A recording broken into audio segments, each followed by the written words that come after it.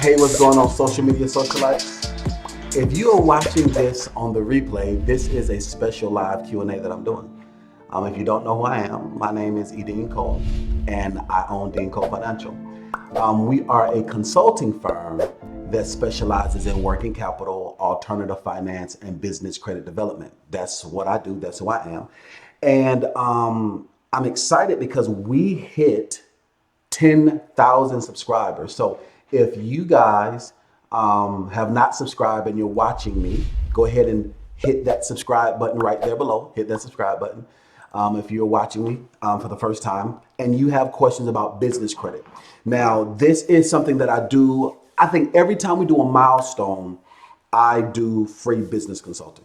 So everybody that's watching right now, I want you to hit the like button and hit the share button. Now, if you're watching me for the first time and you've never seen me before, this is unlike anything you've ever seen. This is interactive. This is live. This is a lecture. And I want you to buckle your seats, strap in, get some water if you're fasting. Y'all ain't happy. Shout out to all my water fasters in the building. And I want you guys to get ready. So if you're watching this on the replay and you was like, Dean, how come I didn't know you were live? Two things. Thing number one, you've either seen one of my videos before, but you did not subscribe. Or thing number two, you did subscribe, but you did not hit the bell notification. So you have to hit that bell notification if you want to subscribe. So I'm going to allow a lot of people to chime in, to get in. I'm going to make sure that my sound is together. This is live, okay? So this is not one of my pre-scripted vlogs or one of my pre-scripted quick questions. This is a live Q&A because we hit 10,000 subscribers. So you can't see your comments right now. I'm going to allow your comments to come on the screen.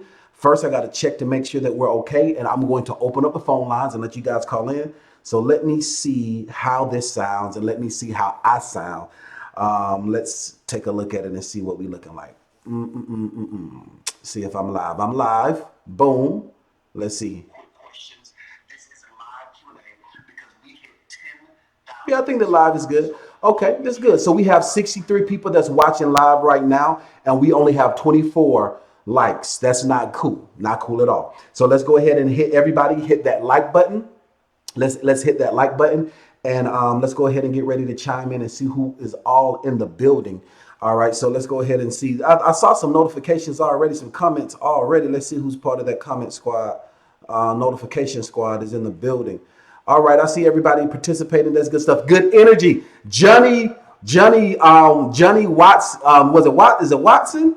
Yeah, Johnny is the first person to comment. So Johnny, I appreciate you. Thank you so much for being a part of the notification squad. Conscious Ether is in the building. What's good? How are you feeling today, my man? We got Crystal is in the building. Hey, Crystal, how are you doing today? So let's go ahead and we're gonna do a live. Let's do this live. We had 65 people watching. Okay, cool. We have 65 people watching, and we have 38 likes. Okay, so if we can get our likes up to 60. Then I'm going to bring your comments on the screen so then you can now come onto the screen. So, so once your comments are live on the screen, then once we're at 60 likes, we're going to have your comments come live on the screen and I'm going to answer your questions. So, like I said, this is live. I am teaching about business credit. So while we're waiting for the likes to get where they should be, like I said, we got 10,000 subscribers, guys. So let's go ahead and get 100 people watching and let's get the like ratio up where it should be. And that happens through you. So first, I want to thank every last one of you guys I want to thank every last hater. I want to thank every last troll. I want to thank every last supporter, everybody that made a comment, everybody that laughed, everybody that gave the thumb up or gave a thumbs down. It doesn't matter because you guys are interacting with my channel. YouTube has found fit that it is worthy, so it pushes it out. So by you hitting that like button and you participating, that is what lets YouTube know that you value the content. So I thank you so much for that. So first, I want to thank you guys so much for that. We hit 10,000 subscribers. As a African-American, very unapologetic, by the way, African-American black man to hit 10,000 subscribers in a little over 13 months, that is phenomenal. And it is one, by the grace of Jehovah God, and two, by your support. So tonight is going to be an interesting night because I'm opening the phone lines up. So I have a lot of clients that are watching where I'm going to do their live Q&A, where I'm going to answer their questions. But then also there's going to be some trolls. I hope a troll call. Let's see if a troll call tonight. That'll be so dope if a troll calls tonight. So this is live. Yes. So let's see where we are with our numbers. Okay, we're at 62 likes. That's what I'm talking about. 62 likes and 97 people watching. So that's what I'm talking about. Let me go ahead and bring everybody's comments onto the screen. Boom. So here are your comments, guys. So now that you're watching, now this is live. So even now, YouTube did something really cool. YouTube now allows you to see the comments before when I'm not using all this fancy technology and I'm live on my phone, you can see your comments. But you can actually look right here. Yep. You can look right here and you can see your comments now. So that's pretty cool. So we can go ahead and chime in and you can see your comments. And I'm going to give you guys the ability to call in as well. I'm going to take your calls live. Not yet. I'm going to take your calls. Before I take your calls, I am actually going to go into my private Facebook group. Now, as I mentioned, I got sidetracked. I own a consulting firm, e.DeanCole Financial. And we specialize in working capital, alternative finance, and business credit development specifically. So that's why this is free business credit consulting, because I specialize on business credit. Now, in my course, we have something called the startup coaching. You can have an idea. It does not matter where you are. You can either have an idea or you have been in business for 15 years. You're still able to learn how to build business credit and get funding. So the purpose for my course isn't just to teach you how to start a business or start a side hustle and you selling incense and shirts out of your trunk. What you talking about? You ain't getting no money for that. I mean, what you doing? That's not what we do. The purpose of my course is to teach you specifically how to build your business and get funding. The number one reason why businesses fail is because they are underfunded. And then the primary person goes bankrupt because they use their personal credit. Well, I specialize specifically on business credit and business funding. I have over 20 years. I know I don't look like it. I know, especially since I've been water fasting, huh? Shout out to all the people that's water fasting and that's in ketosis right about now. So I know I don't look it, right? But yeah, so I've been in banking and finance for over 20 years. And so I stepped out on faith and I started my consulting firm a few years ago, and it has completely just taken off. So I'm really excited about that. I'm very grateful for that. So that's who I am. That's what I do. So if you're watching for the first time and you don't know who I am, that's who I am. And if you have not yet subscribed, make sure that you do subscribe to my YouTube channel. Hit that subscribe button and hit that bell. So the next time I'm live, you can see your comments right here and you can participate as well.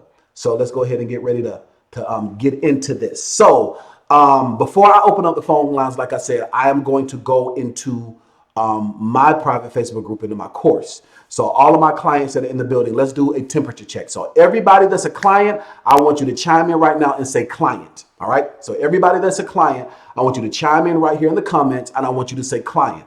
And make sure you're in the private Facebook group too, because I'm gonna make sure you guys get priority. And after I answer those questions in our private Facebook group, then I am going to open it up for everybody. Now, I have been fasting now. So everybody that's in the fasting community, I am on day 4.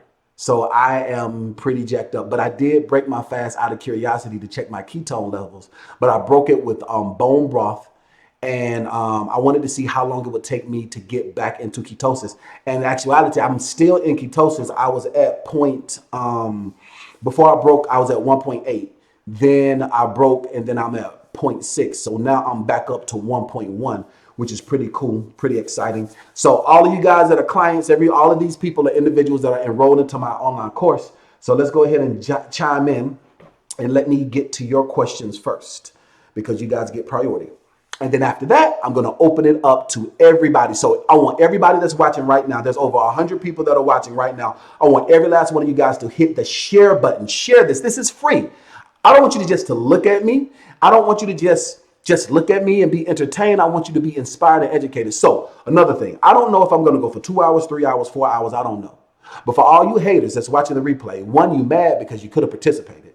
So you got to hit the subscribe button so you can participate. Thing number 2, Don't complain and whine about how long the video is. You saw that it was live. You saw that. And then two, you saw how long it was. So did nobody make you push that button? Now, at this time, if you're not inspired and you're not motivated and you don't want to be the best version of yourself, then please do me a huge favor. Hit the thumbs down button, leave a real nasty comment telling me how long I am, how long-winded I am, and then go find a prank video or find some softcore porn or whatever it is that you use YouTube for, and let the grown folks and the successful let us reside and let us stay here. So let me go ahead and let me check to see. So like I said, we have over 100 people that are watching live right now. So I want all 100 of you guys to share this on Facebook, in your private Facebook groups. I want you to share this, send it as a text message to a friend, anybody you know that wants to start a business or wants to grow a business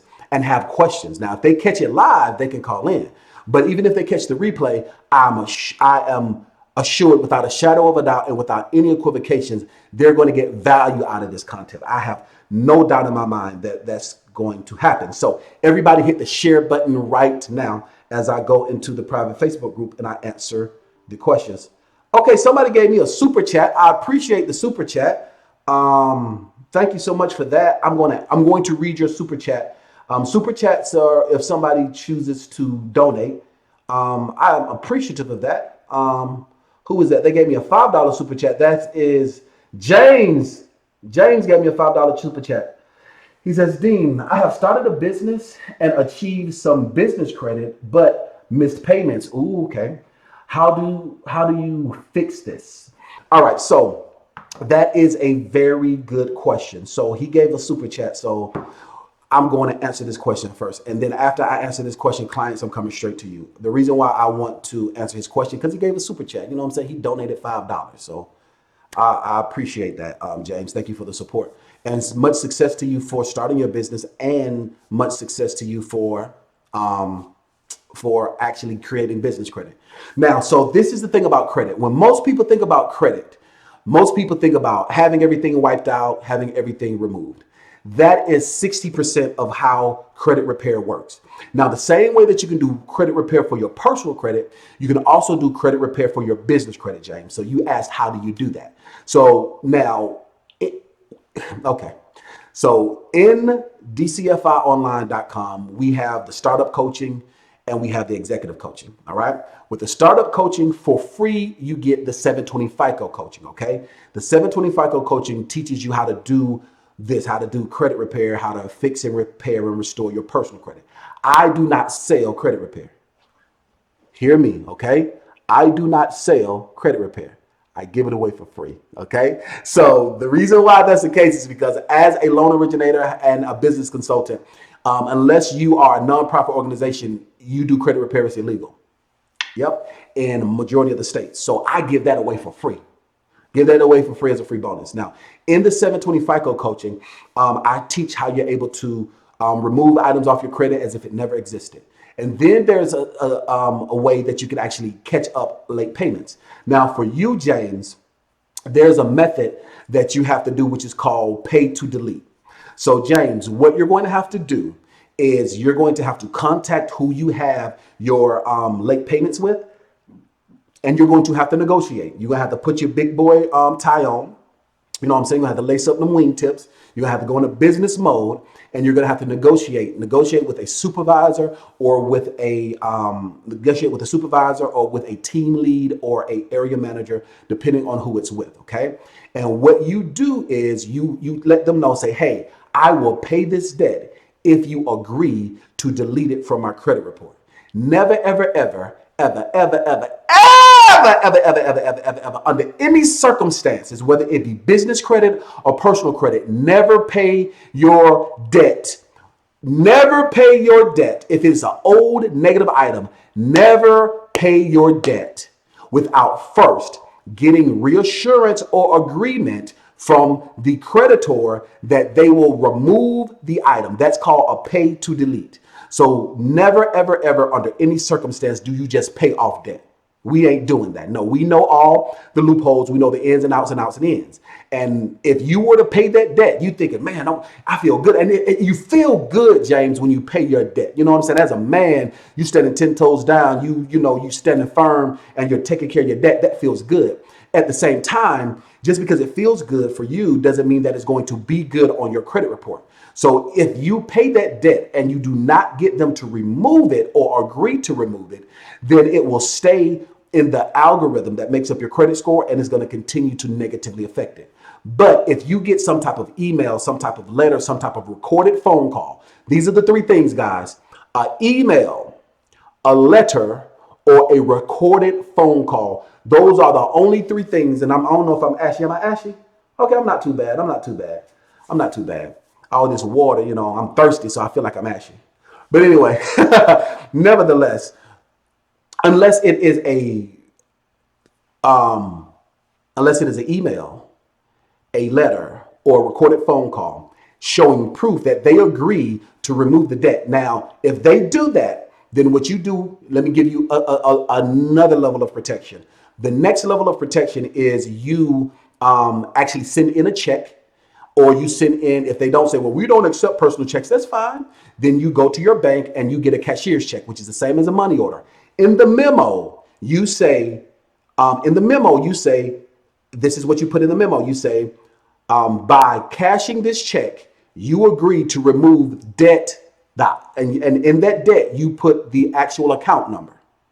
And then so now what happens is two things. Thing number one, you have the email, the phone call, or the email, the phone call, or the letter in the mail, which is your first level of proof. Then the second level of proof is your canceled receipt, whether it be the canceled check, not canceled receipt, but canceled check, either from the creditor or either from the creditor cashing the I'm losing my train of thought. Either from the creditor cashing the certified check, or you at the end of the month in your statements, you're going to see your checks that you cashed, and you will see it right there. So by them cashing that, it gives them full agreement by the terms and conditions written on that memo. So what you do then, James, is you take that, all right, and after you take that, you now go to Experian Business, and you go to Dun and Bradstreet.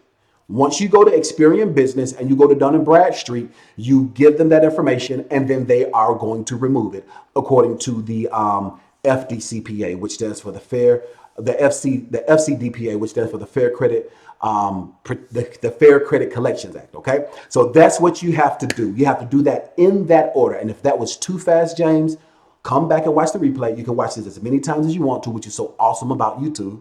You can rewatch this as many times as you want to and follow those steps. And so the same way that I just answered James' question, I'm going to open up the phone lines and I'm going to answer all of you guys' questions as well. You don't have to do a super chat. If you do decide to do a super chat, that's great. That's great. The purpose for a super chat is to do what James just did. It catches my attention and I honor that, because as you guys see, we have a lot of people that are commenting, and you see the comments are going fairly fast. So that's the purpose for the super chat. Even though a lot of YouTubers, they do super chat and that's a part of their revenue. I'm very grateful for that. But as you guys can, I don't mean to brag or anything, but I don't need the super chat. This is, you know what I'm saying? This is for y'all. You dig what I'm saying? This is for y'all. And this is because I just enjoy teaching truth to power. Oh, shoot. Somebody gave me another super chat. All right. Okay, guys. So do me this huge favor, okay? Because I have clients that pay me monthly. So this super chat, I'm going to do that. Then I have to go to my clients. So don't do another super chat until after I come back from my clients, okay? All right. So we have 2 super chats. All right. Thank you so much for that. But, so Anthony says, thank you. Thank you very much. You're very, very welcome, Anthony. I appreciate that. All right, that's good stuff. Yes, so I'm glad that you are where you need to be. Okay, awesome, Anthony. So that wasn't a question, but you showing your gratitude, and I appreciate you, sir. Thank you so much for that. I really do appreciate you. All right, appreciate your help. And my guidance. Thank you so very much. Great advice. You're very, very welcome, James. And that is what you have to do. Do that in that order, James, and you'll be good to go. And that is it. That's the recipe. That's just how, that's the cool thing about it. What separates my consulting from others is the fact that I have 20 years of experience. All I've done is work for banking and finance. All I've done has been back in office, underwriting, consulting. That's all I've done. So because of that, that's what makes, because my special niche, and a lot of people are asking me questions about taxes. I don't know nothing about taxes. I ain't gonna lie to you to make it sound fly to you. I'm gonna get to you all the way straight. I do what? I stay in my lane. For all of my truckers that's riding heavy, they doing the best that they can to keep it in between them lines and out them ditches. You know how important it is to stay in your lane. I stay in my lane. There's a lot of things that I do not know, but there's some things that I know like the back of my hand. Getting money for business, repairing credit, restoring credit, getting cash and capital, that's easy for me because that's what I've been doing ever since I was 18 years old. So it is what it is. All right, so let me go to my client. So thank you guys so much for that. I appreciate that. Boom, boom, boom. We are in the executive coaching and we have, are you serious? 20 questions? Let me see if I can pull this up on the screen, guys. Hold on for a second. I didn't know we had 25 questions. I just posted that. We got 25 questions just that quick. So to make it entertaining, let me see if I can pull this up on the screen, guys. So I'm going to need you guys to just bear with me for one moment, okay? I'm going to do a brief intermission. Everybody go ahead and share this and like this. I'm going to try to bring up this on the screen so you guys can see this. So give me a moment, guys, okay? Brief intermission, not a long time, but just a brief intermission, guys. So give me a second, all right? Let me try to bring this up on the screen. God almighty. Give me a second. Sheesh. 25 questions just that quick.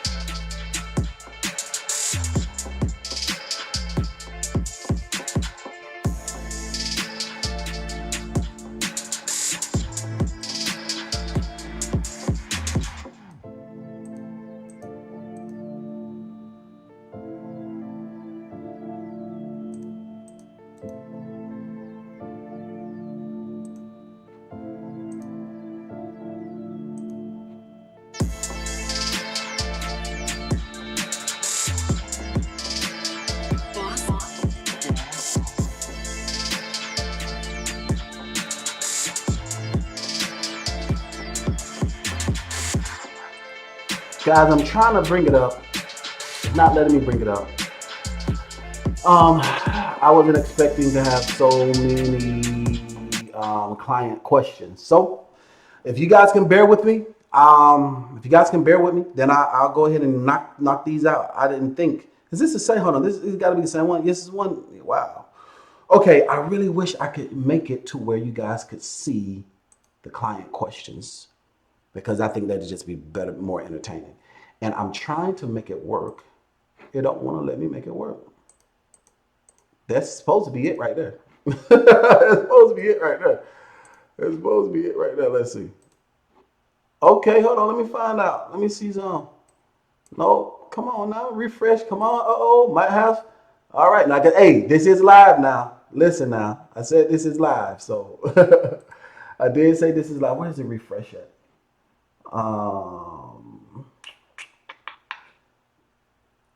All right, guys. I'm trying to do it. I saw the mouse. So let me know. I think I got too many things going on, guys. And this is live, so hey, this is live, so it is what it is. So let's see. Come on, refresh. You're supposed to refresh. Now where refresh at?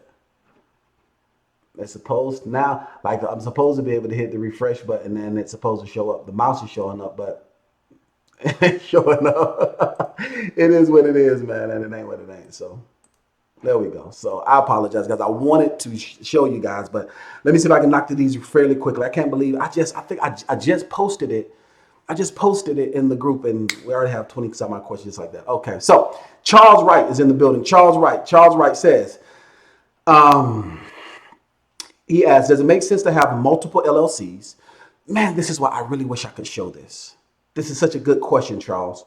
Charles says, does it make sense to have multiple LLCs and build them together, or wait until you get one funded until you move to the next one? Charles, that is a very good question, my man. So to answer that question, Charles, it depends on what level you are on. My advice is this. My advice is to make sure that one business is taken care of and is together before another business is taken care of or together. That's my advice. But however, if you're building, let's say if you already have one business established already, right? And you are building another business, and you have the means to support financially, because in order to build that second business, you're going to have to, everything you did for the first business, you're going to have to do for the second business as well. When it comes to filing, when it comes to office space, when it comes to all the things that we talked about, the website and all of that good stuff. If you can financially afford it and you're organized to do it, then yes. At the same time, my advice is to build one business up, because once you have one business up, the cool thing about that is the good business credit that you have for that one business, you can leverage it to have other businesses. You can, like, had that business having children. If you do it the right way. In the executive coaching, the advanced mentorship, we talk about that. It's called 10X in your business credit, but that's only designed after you have already achieved the height of, you got 100K in your business and your business name, and then you want to do that. So my advice, Charles, is thing number one, if you can afford it, then yes. But if you can't, meaning that you're just not getting started and you have success in one business, my advice is to get that one together first. And you do not, I repeat, do not start a second business, not until that business is established, but until that business is successful, meaning that it is established, you have your business credit, you have your goals, and it could properly handle somebody else. And that somebody else is that other business, because every business is an entity, it's a person.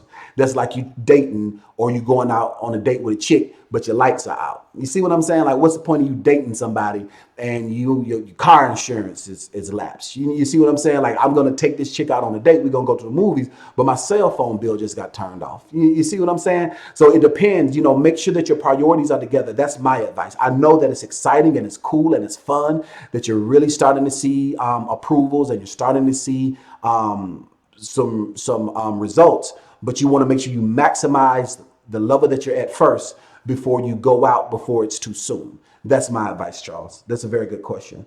All right, so next question is Roderick Sharp. Hey, Roderick, how you doing? Roderick, we have a one-on-one.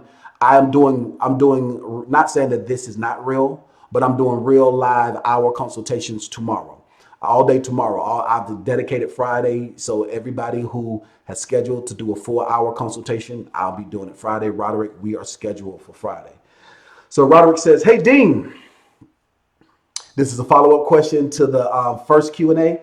When you purchase a trade line, can I apply for credit cards even though I have 3 late payments from 2016 clear loan on your report? How would credit mirroring work in this case? That's a very good question, Roderick. So the answer to your question, yes. So remember,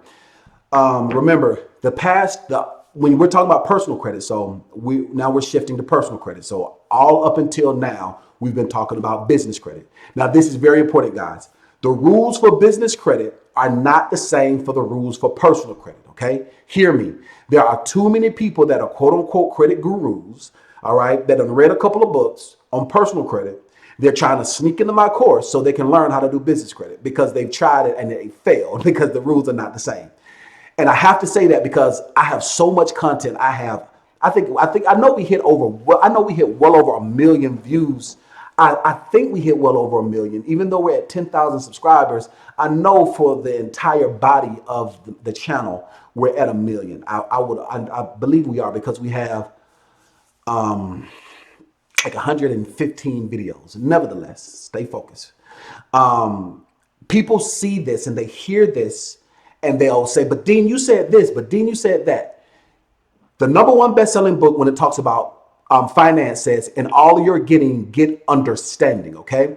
So I have to say this because one, as a consulting firm that has NMLS ID, I am bound by what I say. So the great thing about video is if I ever were to come up on charges for, God forbid, the devil is a lie. If I ever were to come up on situations for malpractice or misleading or anything along those lines, nah, baby, we go into the video. Everybody that's a client of mine know that my calls are what? Recorded. I'm not new to this. I'm true to this. You dig what I'm saying? So that being said, hear what I'm saying when I'm talking about personal credit now. There's a difference between personal credit and business credit. As a matter of fact, before we move forward, let me get a temperature check. Everyone knows that now we're talking about personal credit. So I need all of you guys to comment right now. And yes, this is live. I haven't been able to really read the comments because I'm dealing with the clients in the course and then I'm going to open up the phone lines. But everybody that's watching live right now, to know that we're on the same page and you hear me, I want you to say personal credit. Even if you're watching this on the replay, I want you to make a mind muscle connection with this content. If you make a mind muscle connection, meaning that you participate, if you do an action, it's going to trigger your recognitive thinking. And so it's going to allow you to remember this. Okay. I want you to make a mind muscle connection. So I want you to participate as if you're watching live. And all of you guys and my subscribers know that I always come back and I participate. I don't have a life. All I do is work and take trips. It's time for me to take another trip. I really want to go to Havana. So let me do a temperature check first and let everybody know. Let's do a temperature check and see where we are. Let everybody know that everybody said this is personal credit. All right, let's do this temperature check. Everyone says this is personal credit. Okay. All right. Personal credit. All right. Everybody knows personal credit. Yes. Thank you so much for participating. Let me go ahead and shout out some people that are participating. Thank you so much for participating. Come on, thank you. Don't want to show up. There we go. Thank you. There we go. All right, we got Baran is participating. Thank you so much for participating, Baran. Money Mike Slick Will is participating. Thank you for participating, Money Mike. All right, Blaze C is participating. Thank you for participating, Blaze C. Mario Caldwell is in the building. How are you doing today? You said I look like I look up to myself. You said I look up to myself, Mario. Bishop, you can okay. Not sure what that meant. All right. 50 Twin is participating. Thank you for participating, 50 Twin. So basically, okay, that is consent. You guys understand now I'm talking about personal credit. So the question, and as we're talking about that, we have 117 people watching live, only 89 thumbs up. Are the rest of you, and we have 1 thumbs down. So that's good. Troll, they gave me a thumbs down. Please call in when I open the phone lines up. This is going to be good. It's going to be fun. But all the rest of you guys are haters or spectators. I want you to be a participator. I want you to hit the thumbs up button and share this. Let YouTube know you value this content. All this lip service, y'all tell me, oh, Dean, you're so great. Oh, Dean, I appreciate you. I appreciate the lip service, but actions speak louder than words. What's that action? All I want you to do is hit the thumbs up button. All I want you to do is hit the share button. That's the least you can do for this valuable content. So let's go ahead and get into this. So Roderick, you asked the question. Now, Roderick, okay?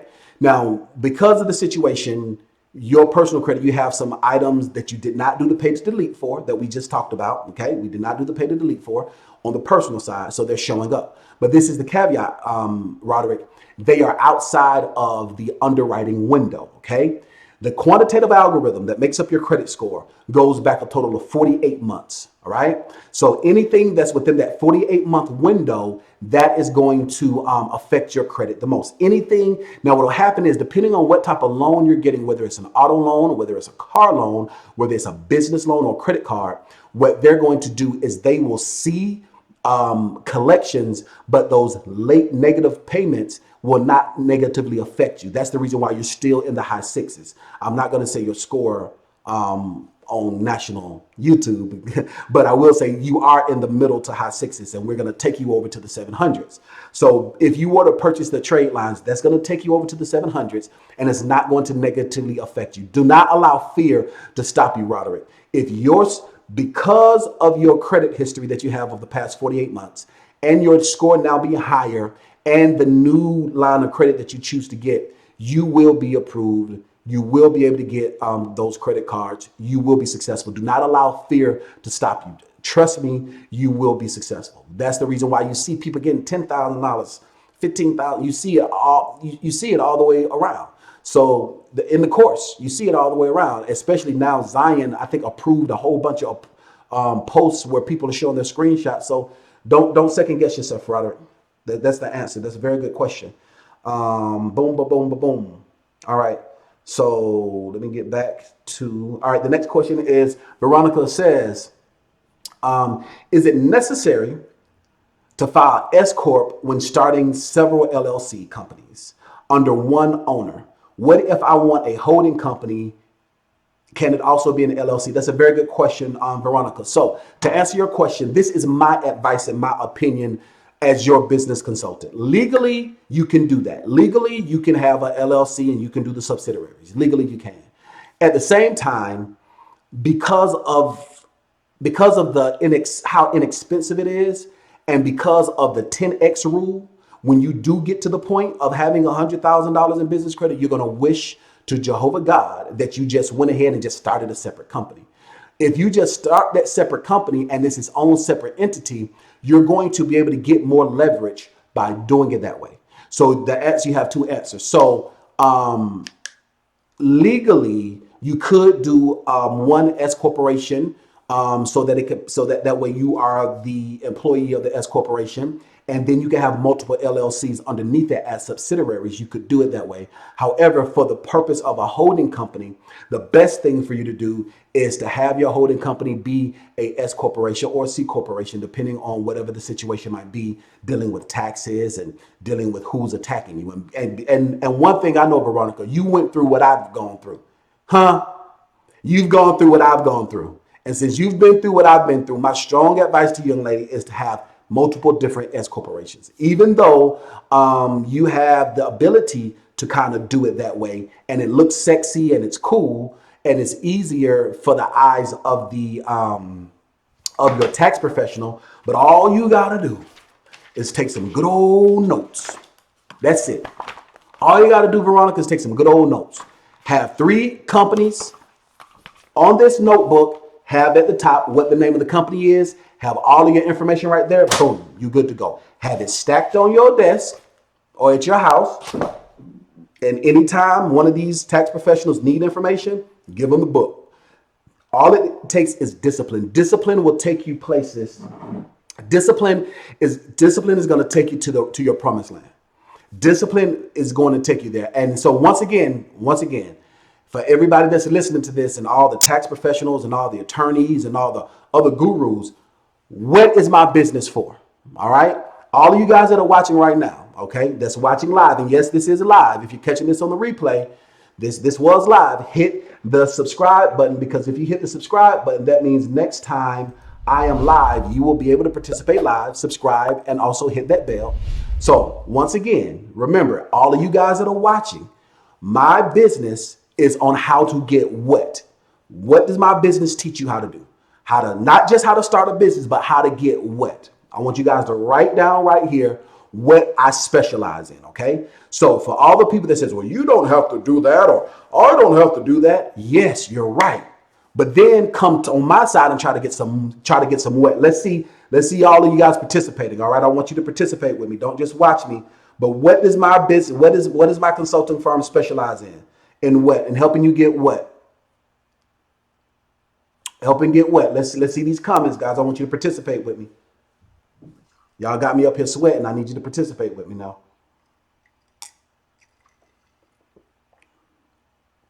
All right, you guys are asking questions, which are great. The best thing to do is when I open up the phone lines to call in. All right, let's see. Business credit. There we go. Alfred, thank you for participating, Alfred. All right, trucking, WKJ LMNOP says funding. Thank you so much for that. I appreciate that. All right, Boss Up that says credit. Thank you for that. I appreciate that. Thank you for participating.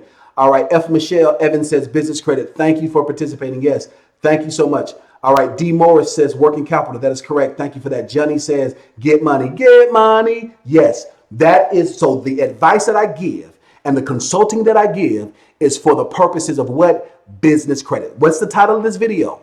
Free what? Business credit consulting. Okay, so we're talking specifically about how to get business credit and how to get funding.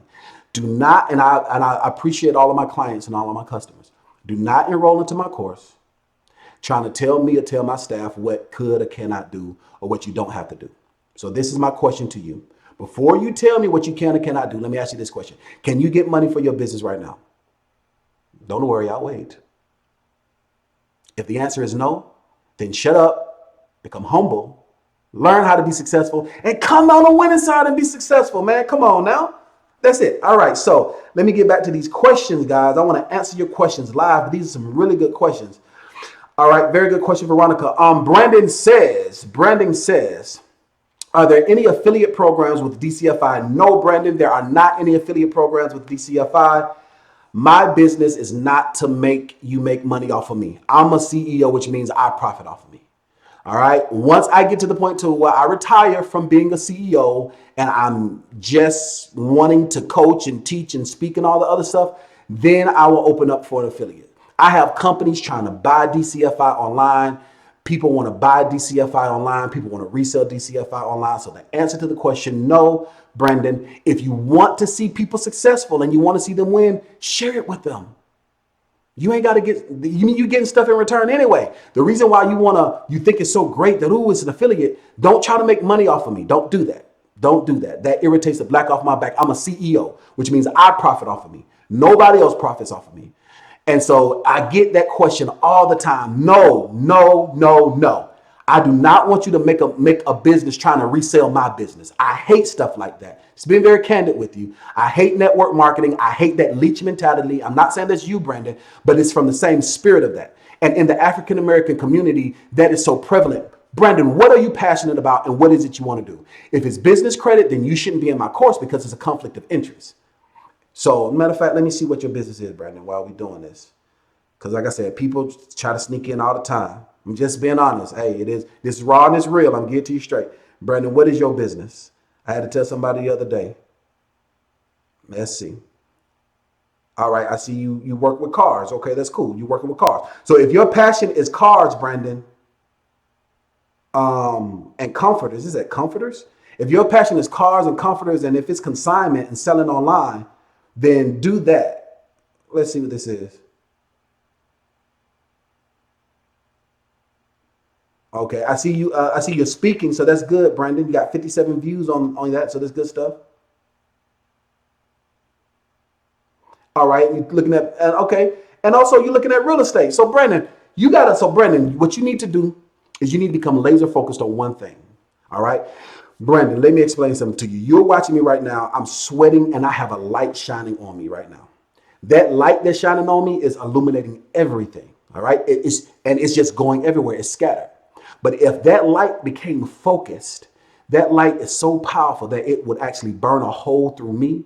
It will burn a hole through this desk. It will burn a hole through the ground. That's how powerful focus is. Brandon, my advice to you is to become laser focused on that one thing, What is my special niche? The reason why, and people ask this all the time. This is mentorship, guys, one-on-one mentorship and consulting. This is it. This is what I do. People ask me this all the time. Dean, how do I become you? Dean became Dean when Dean stopped trying to do all the other stuff that Dean that didn't want to do. I like clothes. I love clothes. I wanted to sell clothes at one time. I wanted to create a clothing line. Nope, that ain't my thing. Boom, let that go. Dean became Dean when he stopped trying to kiss up to the bishops and kiss up to the district directors and trying to hold a title in the church. When God called me to do things myself, when I let that go, that's when Dean became Dean. When I stopped, what was the other thing that I was trying to do? What was the other thing? It was one other thing that I was trying to do. Forex trading. I like Forex trading. That's a hobby. I don't even do it no more. I made a lot of money and lost a lot of money. But when I stopped Forex trading and I became laser focused on what it is that I need to do, that's when the provision came. That's when God showed up. That's when he said, look at my servant of whom I'm well pleased. You're doing what you're called to do. So that's the reason why I could teach. And it doesn't matter. Like, I'm grateful that the money is here, but I enjoy doing what I'm doing. That's how come I don't have to beg. And I'm not trying to talk down on any other YouTuber, but I don't have to beg for super chats. And I don't care about that. I care about analytics and I care about achieving goals and I care about milestones. But as far as the money aspect of it, I don't care. It's because I am wealthy doing what I love to do. And if you do what you love to do, then the finances are going to come behind it. The number one best-selling book of all time, when it talks about entrepreneurship, it says, where your heart is, your treasure will be also. So you see me teaching with such power and such conviction and all this other stuff. You want to know why, Brandon? It's because it is what I am passionate about.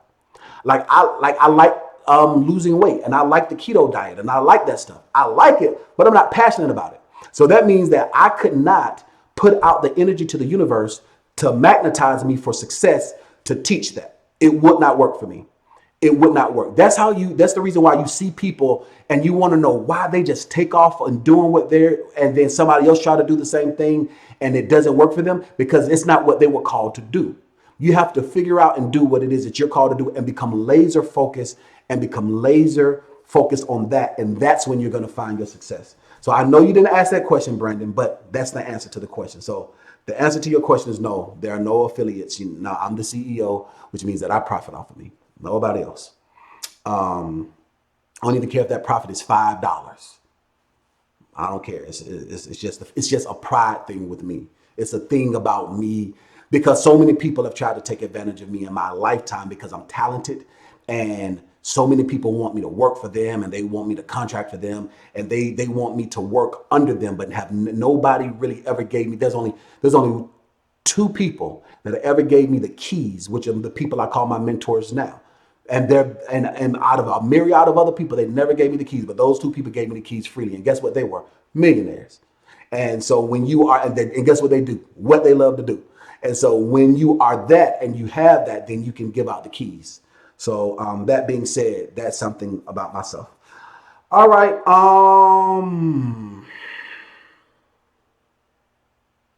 All right. So Remy asked a question, says, peace, Brother Dean. Peace, Remy. How are you doing? Peace and prosperity to the family. It says, in terms of business names and red flags, would it be okay to use the word venture? That's interesting. Example, IBC Ventures LLC. Is it considered high risk? That's a very good question. So so Remy, I think that ventures is okay. Most of the time, most people think of venture, they think of venture capital, but you didn't add capital behind it. That's why I gave that before I heard what you said. But if it's something ventures, that's good. Because I like that. Ventures just means to go out. It means to acquire. Nothing ventured, nothing gained. I like that. And that's a good slogan too for ABC Ventures, if that's what you like to do. I like that question. That's a very good question. All right. So Antoine Denzi says you can't get the Q&A. Anton, that's because 2 hours ago, Anton, you got to pay attention and read, my man. What the post said, Anton, was tonight at 9. It said the time on it, Anton. But it's all right, though. Hopefully you catch this replay, okay? All right, so Chanel says, hey, Dean, you're like the big cousin. I'm your big cousin. Okay, I'm your big cousin. That's good stuff. You have your big cousin, you have two questions. Okay, the first question is, you're in the startup coaching, but you also want to enroll into the power of using other people's money, which is our real estate course, business credit specifically. Do I have to pay an additional $100 to enroll into that course? Second question is, can you briefly, you said briefly, I can't give it to you briefly unless it's a quick question. Can you briefly touch on why you don't think network marketing is good for Blacks and Latinos as you stated on Tuesday? All right. Might be in church when I go live, but please answer because I'm going to watch the replay and make sure I give your thumbs up. Okay, thank you so much for that, Chanel. So, and make sure I'm pronouncing the name correctly. It's Chanel. Yeah, okay, so answer the question. So the first part is, answer to your first question, Chanel, is that course is actually not even available right now. Once it is available, then the answer to your question is yes. Every course, unless it is a free bonus, it has a separate price, okay? So the startup coaching is $1,200 for the year. A lot of people can't afford $1,200 for the year upfront. So instead of like other companies make people pay upfront or make people pay quarterly, I'll let you pay for it monthly. Don't make me regret it. It's $100 a month for 12 months, but the contractual agreement is for $1,200, all right? Each course. Now, in the startup coaching, we give you the 720 coaching for free. Now, in the executive coaching, it's a completely different price. It's a completely different course. It's geared towards mentorship and advanced business development. In that course, the free gift that we give you is the power of other people's money, which talks about how you're able to use business credit and business funding to flip real estate specifically. So that's the answer to that question. So the second question is, how can I briefly, the reason why, Chanel, is because network marketing is an illusion of entrepreneurship. You don't own it. You are still laboring to make someone else rich. Prime example. Let's say, for instance, the same situation where Brandon asked about e.DeanCole Financial. Does it have an affiliate? If we were to do an affiliate, let's say you get $50 every time somebody enrolls, okay? Prime example. $50 sometimes every time somebody enrolls. Now, I know that people see, dang, like every time you turn around, you get 1,000 people watching. You got videos with 50,000 people. Like it seems like it's popping, but it's really, I'm grateful. At the same time, you're watching the anointing on my life. But if you might not have that same anointing to sell my product, which is me. So say, for instance, if Brandon was to get out there and he's trying to sell e.DeanCole Financial, he cold calling, he knocking on the doors, he telling everybody, hey, you can get business credit. And they ask questions and he don't have the answers to, he's failing. All right, he's failing and he's not doing well trying to sell e.DeanCole Financial. So he done worked 40 hours for e.DeanCole Financial. And let's say in that 40-hour period, he's only made one sale. And if his commission is $50, which is a good commission, technically, for nothing, that $50, he just worked and labored for $50. Whereas my company made $1,200 minus the $50 I pay him in commission, which is $1,150 is what my company made. So he's laboring to make me rich, even though it's cool and it's sexy or whatever. That's basically the best example of what network marketing is. You don't own it. And if you're going to put in all this energy and this effort, and if you're talented to speak, and if you're talented to influence people, do it for what it is you love to do. Not for no coffee, not for no legal services, not for no fake credit repair, not for no Forex. What's another one? Now, waist trainers is a different story, because if you're into fitness and you are into that lifestyle and that is who you are and that's your brand, then yes, you need to be selling some waist trainers. But the cool thing about it is that you can actually go directly to China, or you can drop ship to where it's not network marketing. You know what I'm saying? But I said all of that to say is that 9 times out of 10, majority of the time, not all the time, but 97% of the products that people sell in network marketing sucks. It does. It's a quick Ponzi scheme, and it's targeted to the African American and it's targeted to the Latino. The reason why is because we want entrepreneurship. We want to be successful, but we don't know how. And so the false sense of entrepreneurship, or the false sense of security, or the illusion of owning a business by hustling somebody else's product, it labors to make them rich. Another example, if you are good at selling, or if you're good at that, then go and get your insurance license. So you can sell insurance, because then after you sell insurance, you have a literal, legitimate book of business that you own. And that book of business that you own is an asset. If you like selling things, sell real estate. I think selling real estate is really cool. And you need to build a real real estate company. Now, I get it. Would you get your license, work for a company like Keller Williams, they're the best in the business, be faithful over that which is another man's before you can become ruler of your own. Very good proverb and principle. And then start your own realty company. So that way you have your own realty company, and that company, you do own it. You can build the business credit. You can build it up yourself. You can build it up so you can be your own Keller Williams, or you can be your own Century 21. You can be it yourself. You can be your own Caldwell Banker. You can do it. But selling for somebody else, even though it'll make you rich, but it won't make you wealthy. Selling other people's products makes you rich, but it doesn't make you wealthy. And wealth is something that the African American and the Latino and the Brown family does not have much of. And so if I'm going to give the advice, and now there's other people that might agree with it and they hustlers. I don't like hustlers. I don't like hustlers. I like the effort of hustling, but I don't like hustlers and jacks of all trades. Because if you are a jack of all trades, you are a master of none. I don't do business with hustlers because most of the time their business practices leave you hanging. As a business person and a business professional, I don't want to deal with no hustler.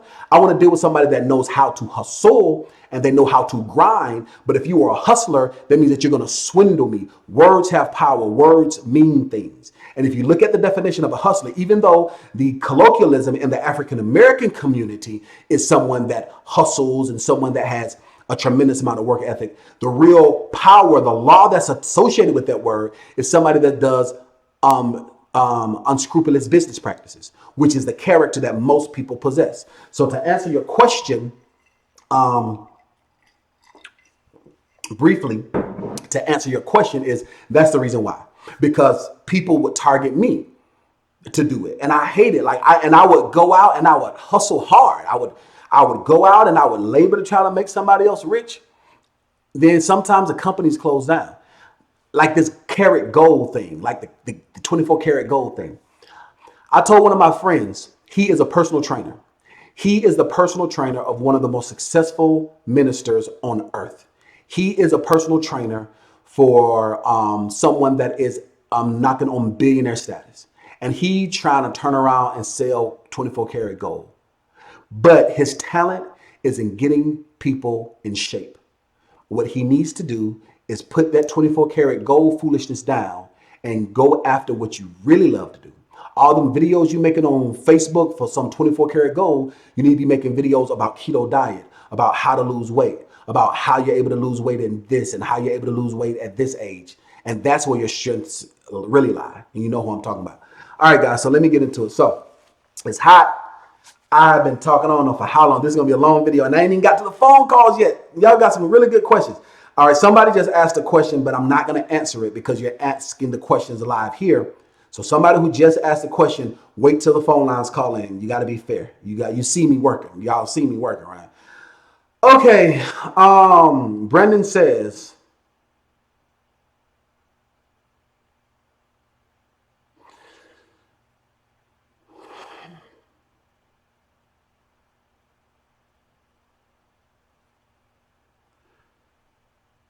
okay, so, all right, Brandon, you got it. That question is a different type of question. All right. All right. Thank you. So, and Gertrude actually answered a question that Chanel asked. Chanel asked a question, when it comes to your LLC, what do you file it? It's with the Secretary of State. All right. So Eric says, what's going all right. Eric the second says, when getting a virtual office, for example, if I live in Atlanta, could I get a virtual office in Macon? To answer your question, yes, Eric. So it's called the Secretary of the State. Okay. So the purpose of your business address is for your state. It says the Secretary of the State. Whenever you get a business outside of your state, is considered a foreign LLC. Even though you are in the United States of America, most people think of foreign LLCs. When they think of foreign, they think of Dubai or Nigeria or Wakanda forever. They think of someplace outside of the US. But when it comes to banking and finance, when it comes to the business world, Anything outside of that state is considered a foreign LLC. So yes, Eric, you can get a virtual office anywhere within that state. And that's that quick answer to that. Very good question. All right, people keep asking multiple different questions.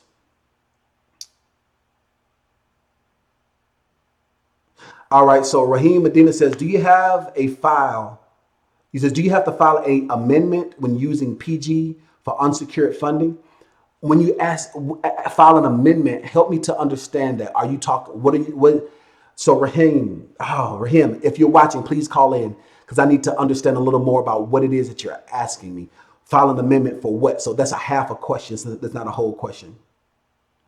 All right, so Darnell says, what do you do if a company so Darnell Parker says, what do you do if a company that you were trying to get a line of credit for runs your business address and they say it comes up as a virtual office? What do you do? All right. Also, can I start another LLC corporation later down the road? Can make it a holding company? Yes. So two separate questions, Darnell. So the answer is yes, Darnell. You can start as many businesses as you want to. And the second question is, the reason why they ran that address and they say it's a virtual office is because you did not do your SEO for credit approvals. So that's what happens. That's the purpose for going through the course and doing it the proper way. A lot of people, and I have a video that I'm going to drop. It's a video testimonial of a young lady, and she's just so excited and so eager, like, oh, I want to do it, I want to do it. But you guys have to realize this, and I say it all the time. Building business credit is like following a recipe. All right. Now, remember, we're talking about I want to say something. Before I did the temperature check, we were talking about personal credit. OK, so now we're talking about business credit. So I need to make sure all of you guys are with me. OK, I want all of you guys to participate. And I want you to say, so you guys are with me. I want you to say business credit. OK, make sure that you guys know that I'm talking about business credit right now. So let's do a temperature check. Make sure you're with me. Make sure that you guys understand that the information that I'm about to give right now is for business credit specifically. So I'm switching gears and we're doing business credit, okay? So I want all of you guys right now to say business credit. And as we do this temperature check, we have 138 people watching and 128 thumbs up. Thank you so much for the participation. And we have 2 thumbs down. I hope those 2 thumbs down call when I open up the phone lines. So let's go ahead and see who is participating. I thank you guys so much for participating. I want to make sure that you guys know that I'm talking about business credit, okay? All right. Business credit. Thank you so much. All right. Toli Khan Chris. That is an interesting name. So Toli Khan, thank you for participating. Thank you for chiming in. Willie says business. Thank you so much for participating, Willie. Willie says business. So I want you guys to participate. So you guys know now I'm talking about business credit, okay? I'm not talking about personal credit right now. I'm about to talk about business credit, okay? Make sure that you guys are participating with me. Thank you so much for participating. Thank you so much for participating. We got Shelly participating. Thank you for participating, Shelly. Nathan is participating. Thank you for participating, Nathan. Master Person, thank you for participating, Master Person. We have McDougall is participating. Thank you for participating, McDougall. Thank you so much. Thank you so much. All these people that are saying business credit, thank you for participating. So you guys know that I am about to teach about business credit. This is very, very important. So my client asked me, he says, Dean, what happens when you apply for a lender and it comes back as a virtual office? Now, there is a section in my course that says SEO for credit approvals. My course is a 16-week course. It is designed to walk you step by step, like following a recipe. Everybody says, oh, it's easy like a piece of cake, right? Everybody says, oh, that's easy, like a piece of cake. Building business credit is easy like a piece of cake. Let me show you how many steps you got to get to until you get to that piece of cake, okay? First, you have to preheat your oven. After you preheat your oven, you have to mix your wet ingredients. After you mix your wet ingredients, you have to mix your dry ingredients. After you mix your dry ingredients, you have to mix those 2 ingredients together. Now that your oven is preheated, you have to grease the pan. After you grease the pan, guess what? This is going to sound so weird, right? After you grease the pan, you have to pour in the cake batter into the cake pan. After you pour in the cake batter into the cake pan, guess what you have to do? You have to open the oven. After you open the oven, you have to close the door. All right? All of you guys that are parents, you guys know kids will do some of the silliest things. And I'm not saying somebody's a kid, but I'm using this as an example. Let me show you how many steps you have to get to till you get to the piece of cake. After you close the door, you have to wait till it is done. You have to leave the door closed until it's done. That's where people are the most anxious. They're like, ooh, I want business credit. I want to be a millionaire. Ooh, I want to be able to drive an exotic car using my business credit. Ooh, I'm excited. I'm getting results. No, just because that cake is in the oven and you smell it, it ain't ready yet. But you open that door. If your grandmama saw you opening the door to the cake, she gonna get a switch, or she gonna tell you, stop opening the oven, right? Everybody knows this, okay? After you wait till it's done, you have to pull it out so it don't burn. We're at 10 steps. We ain't even got to the piece of cake yet. After you pull it out of the oven, guess what you have to do now? You have to let it cool off.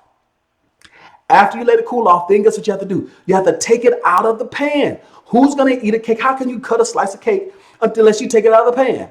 After you take it out of the pan, guess what you have to do? Now you have to ice it. And after you put the icing on the cake, then you have to cut it. And after you cut it, then you put it on the plate and you serve it. There are 15 steps until you're able to get that piece of cake. If you guys understand this and you got it, I want you to say, got it. I want you to participate with me. Even if you're watching this on the replay, I want you to make a mind-muscle connection. And I promise you, I am going to get to the point to where I'm answering calls. I want to answer your calls live. We're celebrating 10,000 subscribers, but I have to teach, and I'm going to teach truth to power. If you come through me and you ask a question, I'm going to get it to you all the way right. So if you understand, I want you to say, got it. Even if you're watching on the replay, I want you to participate, even as if you're watching live. I want you to make a mind-muscle connection with this content. I want you to say, got it. Okay? You understand that. So it's a step to it. Now, let me ask you this question. For all the people that are bakers, what would happen if I did all of that stuff, but I forgot to grease my pan? My cake would get stuck to the bottom of the pan and the cake would be ruined. That one small thing will mess up the cake. That one small thing. Even though it seems so small and mediocre, that one small step out of the 15 steps will mess up the cake because I didn't grease the pan. What if I did all the steps, but guess what? I forgot to hit the on button and I go about or if I got to preheat the oven, even forget to turn the oven on. All right. I do all of those steps that I'm supposed to do. But that one small thing, I'm thinking, oh, baby about to come over. You know what I'm saying? I'm cooking for Bae. You know what I'm saying? Bae got a weave together. You know what I'm saying? Bae got the heels on, smelling good. I tell her to come over to the house. I'm going to cook for her. I forget to turn the oven on. Bae come to the house 3 hours later. She was like, where's that? That one small thing will ruin the entire night. You understand what I'm saying? Let's say, for instance, if I do everything I'm supposed to do, but I mix all the ingredients together, I don't mix the cake together. I don't do the dry ingredients and then the wet ingredients. I just throw it all in the pan, or I just throw it all in there. Guess what happens? My cake will come out with knots that like this. Don't nobody want to eat no knotted up cake. It's ruined. That one small thing can mess up the entire recipe. That is how business credit works when you're building business credit that's separate from your personal credit. When you are a brand new startup, you have to go through every single step.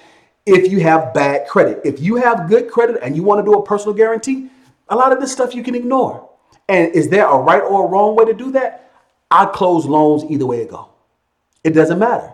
As a business consultant, it doesn't matter. If you have a good strategy and you have a good strategy and you have a good plan and you can handle it, go for it. At the same time, majority of the individuals that are starting a business and majority of the individuals that is my demographic don't have good credit and they want to build it separate from their credit. They want to have that Donald Trump lifestyle, which is what we do. And if we're going to do that, that means you have to go through those steps. All right. So it's very important. You have to.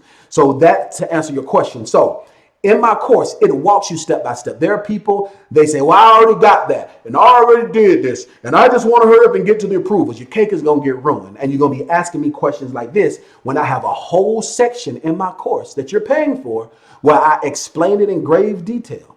So you guys see how detailed I am on free information. Can you imagine how it is on paid information? Y'all ain't happy, but you're going to be happy in a second. Okay. So that's that. So that being said, so what happens, Darnell, is that now you have a red flag with that lender and you're going to have to go to another one. And I strongly suggest you stop applying for everything and go and make sure that you don't burn a bridge. And it's not a burning a bridge, but you don't go and do the exact same thing with somebody else. So the reason why that happened is because you didn't effectively do the you didn't do the SEO for credit approvals. That's the importance of it. So I know people are so excited and Dean, I want to hurry up and get to the end so you can fail. No, I want you to win. I want you to win. And I'm not saying this is you, Darnell. I'm just giving an example for all the myriad of people because I get all the comments and get all the questions. But that's how it works. It's important. You do not want to, last example. And this is kind of what happens with where Darnell is. Darnell has done everything all the way right. You get up to the end where you put the icing on the cake. But what if you forget to let it cool and you pour that whipped cream icing or that cream cheese icing on the cake? It's going to run down the sides and it's ruined. All right.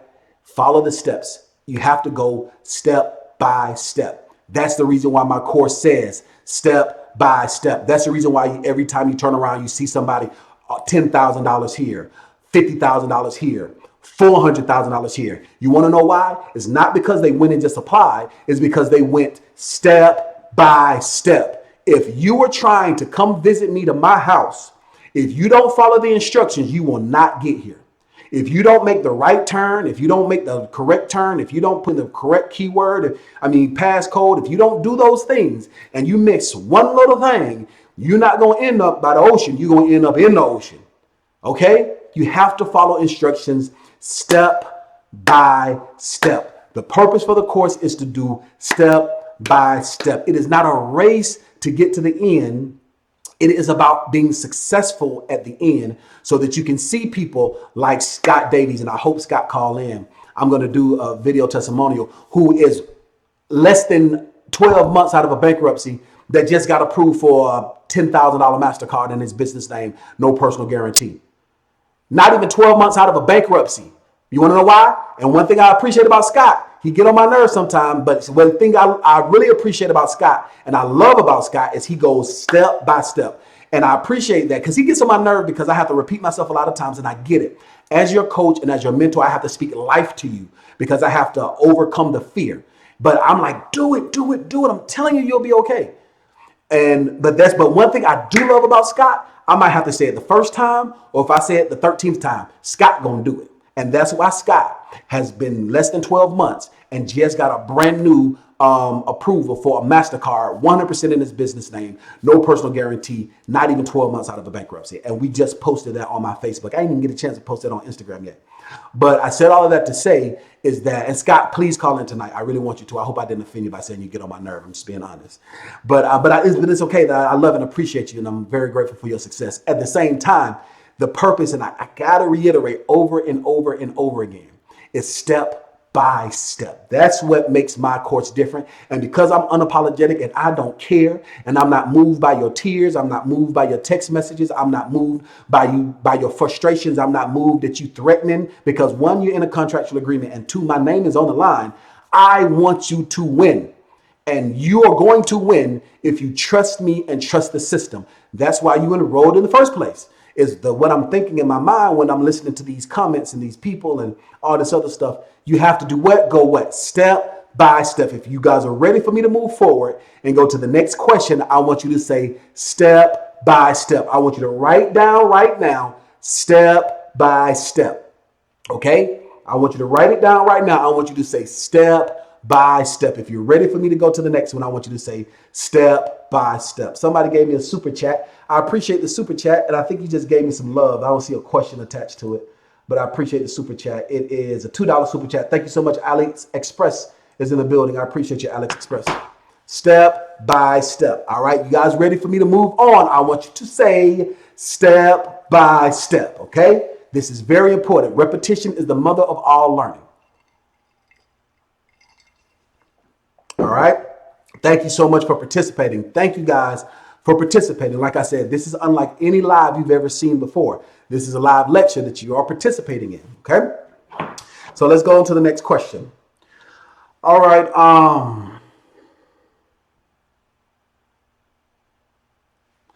All right. Charles asked, how would I go about trying to find a dump truck company? Are you asking me how would I go about trying to find dump trucks, the equipment to purchase? Or are you asking me how do I go about finding dump truck companies to get funding for, or equipment to get funding for? I'm not sure about that. But that was the last question, guys.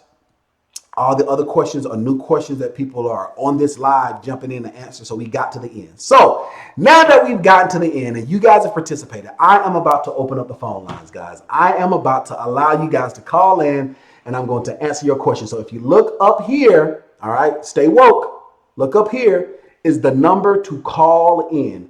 First, before I say that, if you're watching me for the first time and you have not yet subscribed, I want you to subscribe to my YouTube channel. Hit the subscribe and hit the bell. So the next time I'm live, you can answer your questions. And the next time we hit another milestone, like we hit 10,000 subscribers, you can participate as well. So make sure you guys hit that subscribe and hit the notification bell. All right. So this is the call-in number. So, oh shoot. That was when I couldn't do the let me get rid of that. Bum, bum, bum, bum. Let me remove this. Let me remove this. Where's this thing at? Where's remove at? If y'all can't tell, somebody asked, Dean, do you supposed to wear glasses? I should, but I'm too vain. That's why I be squinting. I be messing up words and stuff. There we go. Remove. Bam. All right. So now I want you guys to call in. Stay woke. So this is the call-in number. Look at my ashy knuckles. It's okay. I'm taking your calls live. So call in 855-756-6639. That is 855-756-6639. I am taking your calls live on the air. All right. And I am taking your calls live on the air. We're going to go until we go.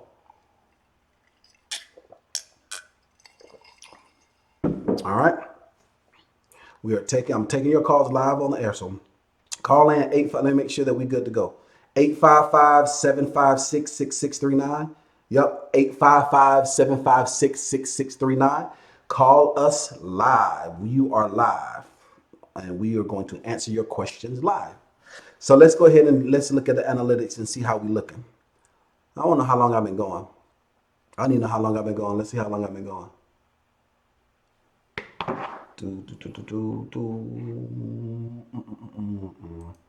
Where's this thing at? How long have I been going? I've been going for, an hour and 17 minutes. It's not half bad. So first hour, okay, so another hour of taking your phone calls. So call in 855-756-6639. That is 855-756-6639. I am answering your questions live. 855-756-6639. All these good questions, I want you guys to call in. So she asked the number. What's the number? The number is 855-756-6639. I hope you should be good to go. The phone line should be open. We should be good to go. Let me try it for myself and let me make sure.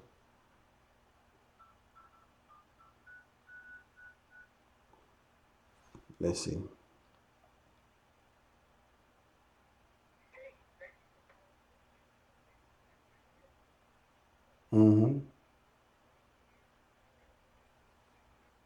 Let me see.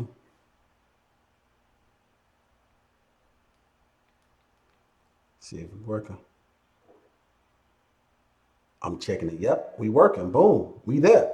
So yeah, the phone lines are open, guys. Phone lines are open. 855-756-6639. That is 855-756-6639. Call in and I'm answering your questions live on the air. All right, we have a caller. We got Tampa, Florida calling in. Let's see. Hey, caller, what's your name and where you calling from? Hi, my name is Alberta. I'm calling from Florida. Hey, how are you doing, Alberta? Thank you so much for watching. Are you a subscriber? I am a subscriber. I'm also a student in your class. That's awesome. Awesome, Alberta. Awesome. Okay, I have a question. Yes, ma'am. So I have my business that I set up way before, Mm-hmm. but I wasn't aware of all the steps.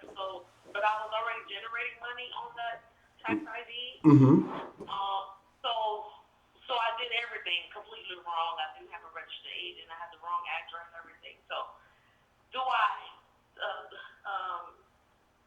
dissolve that company and start anew, or do I continue to just change the registered agents? I don't know. I did the changing of the address and everything, but I don't know if I did it Hold on for one moment. I have the wrong number. Thank you so much for that, Mario. 855-756. There we go. 6639. 855. Hold on. 855. Let me get this right. 855-756-6639. There we go. 855-756-6639. I apologize for that. Thank you so much for your patience. I apologize for that. I wanted to make sure. Thank you for that, Mario. You are the man. Thank you for letting me know that, Mario, that I had the wrong number was in the system. Thank you for that. That's why people weren't calling. But okay, so to answer your question, so you said that you were making money before. How long has your business? When did you say that your business was established again? My business was established in 2016. In 2016. All right. And have you made over $20,000 No, that you not claimed? over 20,000. Okay. So if you have not made over $20,000 that you've claimed, it's okay. Start all over again. It's easier to start all over again than to try to convert it over. It depends. It depends. So let's talk about it a little bit more. So remember, so I'm very, very glad that you called in because we can have a conversation about this because certain people are asked that question and I need second and third tier information. So first is, what is the name of the business? The name of my business is Optimal LLC. Okay, do not stop that business. That's a great business name. It is not niche specific. It's not going to draw any red flags. Why would you want to stop the business or start it over again? Because you know you can restructure and clean your business up. You know the gentleman that got the $400,000? That's what he did. Did you see the video that? Okay. Yeah, did you see the video where the gentleman got the $400,000 in business credit through the course? Did you watch that? I don't recall. You haven't seen that yet? Oh, you got to watch that video. Yeah, so he's somebody like yourself. I know it's so many of them, right? Right. Well, so he's somebody like yourself that started a business. They did the best that they could. They got as far as they could, but they did things wrong. So the cool thing about it is that you can just restack your chips the right way, and then you can get everything to go through. So do not change your do not take that business down because it's since 2006. So that's good. You have 2 years in business. That's very, very good. So my advice is to go through and just clean up and stack the chips the right way. And you're going to notice you're going to get a lot further and a lot faster than other individuals would because you have that seasoning, that 2 year seasoning. You don't have to have 2 year seasoning to get business credit, but because you do, it makes it easier and you're able to actually skip from tier 3 to tier 4 without having to worry about anything. Does that answer your question? Right. So I don't have to just get everything in position. So just That's correct. order everything as far as That is correct. I registered the correct address. That is correct. All of those is just updating the state with that information. Yes, ma'am. To get it all right in order. Okay. So That is correct. The right way. Yep. So yep, you're right where you need to be. Line of credit with Quill. So. Congratulations. Well, I know you were super excited, weren't you? Oh yes, I guess today. So Congratulations. So what do you think about the course? What are your thoughts? What is the good, the bad, the ugly? Give it to me all the way straight. What do you think oh about? my God. I mean, of course, I'm sure like everybody, I don't like the fact that you have to ace it before you start going. But Yes. I do like the fact that you have to, but I also like that part because you definitely have to really get it. And I'm happy, I'm like, wow, I've been to school for business, I have certification in business, and then I went, so I'm like, I didn't learn all this stuff. And I'm like, listen, some of the things I'm like, it's worth it. Everyone's like, oh, why are you paying this much money? I'm like, listen, it's worth It's worth it. Yes, ma'am. And there's people that's been in business for so long doesn't even know what a DUNS number is. I didn't know what a DUNS number was. Yes, ma'am. And now I'm helping my brother-in-law do the same thing. That's he makes good. the same mistake. I was like, whoa, wait a minute, you're doing it wrong. This is how you do it. I made that mistake. I'm gonna show you what to do, what not to do, because you don't want to go through it. I have to do a lot of cleaning up right now. That's awesome. Well, congratulations, and I'm excited for you. Thank you so very much for that. I am glad that you did decide to enroll into the course. And you're right. Like you said, there's so many people that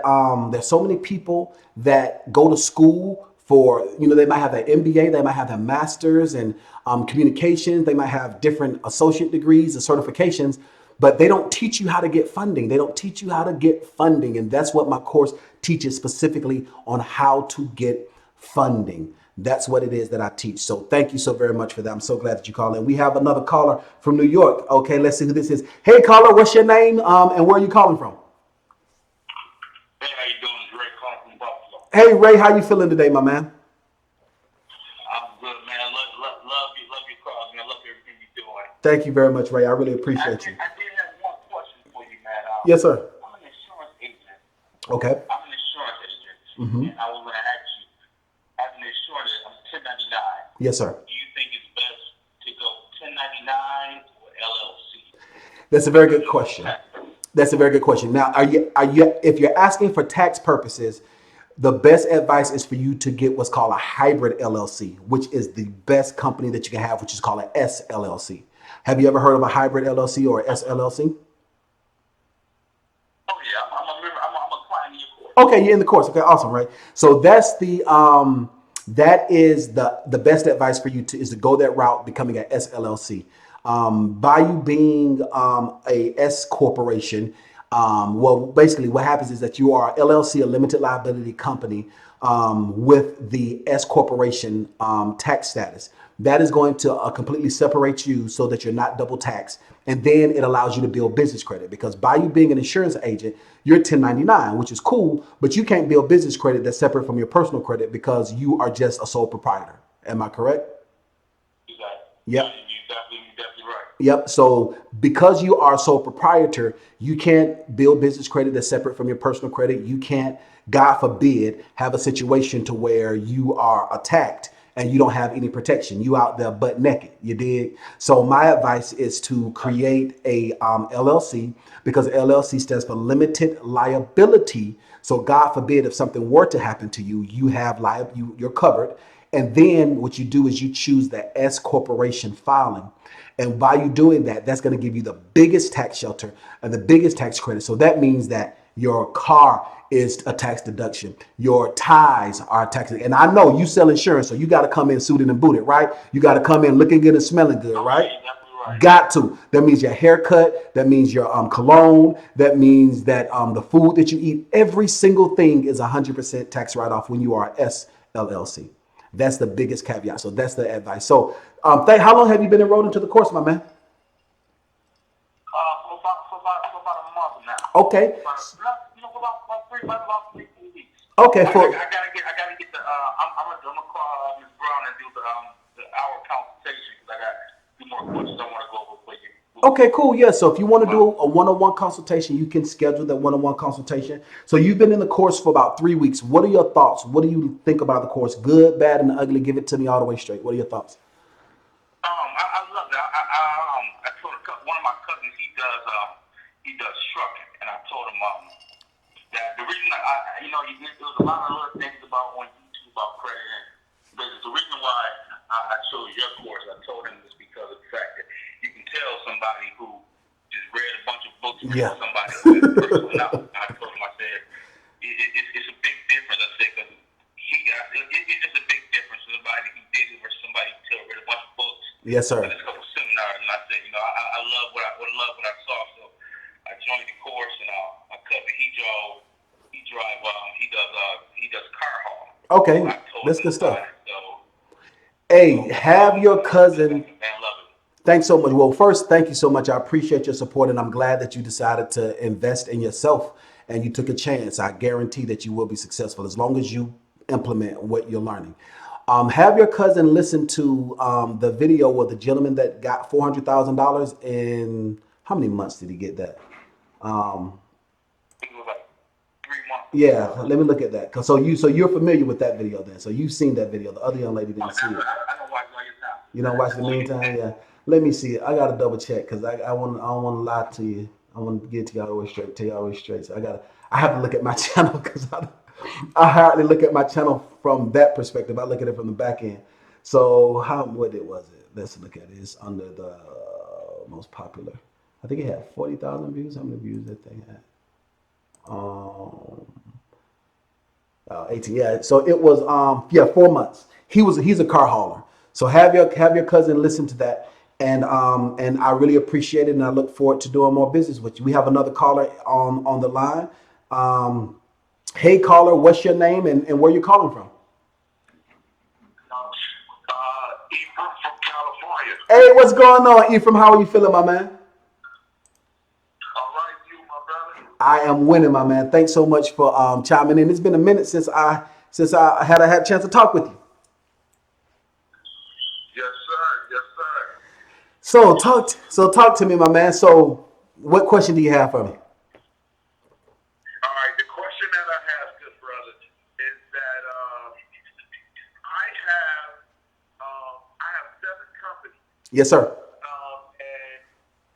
And out of my 7 companies, what's concerning to me, I want to start another LLC. Mm-hmm. We do music. Me and my brother, we've actually done the Jay-Z and Beyonce Drunk in Love, about 30 songs for Lil Wayne, 30 for Drake. Congratulations. Yeah, and I'm trying to expand my business. Now, the thing is, I have over close to 800 credit score all across the board, personal. Mm-hmm. I've already got a loan, a couple of loans, very small loans for like $14,000 for Mm-hmm. my LLC company. Mm-hmm. I want to take it to the next level. Yes, sir. And again, I'm out in California where marijuana is legal Mm-hmm. to a degree, and I also I want to. You want to get a dispensary? Get financing. Yes, sir. Okay. Get the financing for that. Mm-hmm. I really want to take my company to the next level. I'm one of those guys. I love the stuff that you talk about, consistency, repetition. Yes. That hits home for me because I pride myself. On, like, I've never had a traffic ticket in my life. The That's one awesome. that I did have, I went to court and I beat it. My insurance record is good. My credit is good. I've owned over 50 units, 50 homes. I was in it before the market crash. Mm-hmm. I'm a guy that's reserved. I'm very busy. And I just want to make the right move, brother. I want to take my company, my LLC, Mm-hmm. this one entertainment company to the next level. I Okay. do understand that there's ideas and things with trucking companies. They give you the most money. This one, mine is more of an entertainment, but we have a lot of things going on that is under that umbrella and DBAs as well, from clothing to everything. Mm-hmm. I'm a bricklayer by trade. I did construction for like 15 years. I passed my real estate exam last year in April in California. I'm like a jack of all trades. My mama usually says. Mm-hmm. Yeah, I'm really trying to take it to the next level. I subscribed to you.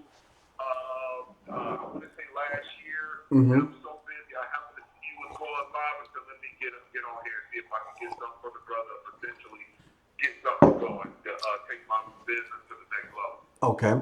Well, first, thank you. Well, first, I apologize because when you said Ephraim, I thought you was a different Ephraim. But this is our first time having a conversation. So first, I do want to clear that up. Secondly, congratulations on staying consistent. Congratulations on staying after it. Just congratulations when it comes to that because it's hard to do. So to answer your question, you said something that you have to change your thinking on is that going into this new direction is that jack of all trades, you gotta relearn that. And the reason why I say that is because what you're asking is how can you take your business to the next level? And the way that you're going to take your business to the next level is by focusing directly on this business. So this is So this is my advice to you. Yep. So this is one thing I want to get clarity on because you mentioned the weed dispensary and you also mentioned entertainment. Do you want to start a dispensary or start some type of storefront where you making money off of weed and cannabis, or 2, do you want to expand your current entertainment company? I don't mean getting money, but what is the goal? What is it that you're wanting? Man, very good question, brother. Because yes, to answer that question kind of in the 2 parts, and you're right, man. I totally agree with the focusing part. Mm-hmm. Yes, I do want to get a dispensary going. Mm-hmm. But I do want to create create an LLC. I already have the name for it separate. But Okay. brother, you telling me this is one thing people know about me. If I will try you out, I'm 100%. I'll be loyal, all that. If you tell me, brother, hold on, step by step. I love that. Step by step. You want to get that entertainment thing going, and that's first and foremost. Let's focus on that. Right Yes. there, Yep. do that. And yes, I do want to do the entertainment, but I do know it's a whole lot of money out here in California, my brother. Yeah. The dispensary. It is. He was like, wait a minute, it might be best to get this money first. Yes. That is the correct answer. So that is definitely the correct answer. So the cool thing about it is that I have a client. They're still considered a client, even though we closed on their loan. I haven't done anything with them in a long time. I actually need to reach out to him. He's a ex NFL player. So he's an ex NFL player, and he has two other business partners that are current NFL players, and they went in together for a dispensary. And they were having issues getting funding because a lot of the banks and a lot of the lenders, a lot of the traditional banks and lenders, they don't like to lend on cannabis. But that's the cool thing about dealing with somebody like myself that's a business consultant that knows how to go get private capital and private lenders that specialize in cannabis funding. So that being said, because you're dealing with that hurdle all by itself, my advice to you is to get down and stay down and focus on taking your entertainment business to where it needs to be. Create the LLC completely separate. And when you create that LLC completely separate, do not, I repeat, one of the biggest issues that got us in trouble with the other company is that they put the word cannabis in the name. Do not, I repeat, do not under any circumstances put the word cannabis in the name. Don't put weed in the name. Don't put kush in the name. Don't put OG in the name. Don't put ooh wee in the name. Don't put nothing related to any narcotics in the name. There was a company that had such good business bank accounts. Like I said, they had 3 NFL players. It was backed by millionaires. And I made them change the name after fighting with the CFO, and I had to have a conversation with him. I'm like, nigga, I understand you're in the NFL, but you want to get money, right? So this is what I do. So I understand that you the head man on campus and you done been the best at what you did and you was an NFL player, but you in my arena now. So shut up and listen to what I'm trying to tell you to do. I had to really have that conversation with him because he argued with me up and down, and I made them change the name. But the name they used to have was Weed RX. And that was the old name they used to have. They completely got rid of. And that was what was tripping them up, because they could have easily have been, anything, a myriad. It could have been RX Group. It could be double RX. It could be anything, it could have been Brothers Holding. It could have been anything they wanted it to be. But because they put that in the name, it negatively affected them, and they were turned down instantly, and they were labeled red flag. And so I said all that to say, so when you do start your cannabis business, make sure you don't put that in the name at all. And my biggest advice for you is, because of the type of business, you don't want to get an LLC. You're going to want to get a C corporation off the back or S corporation off the back.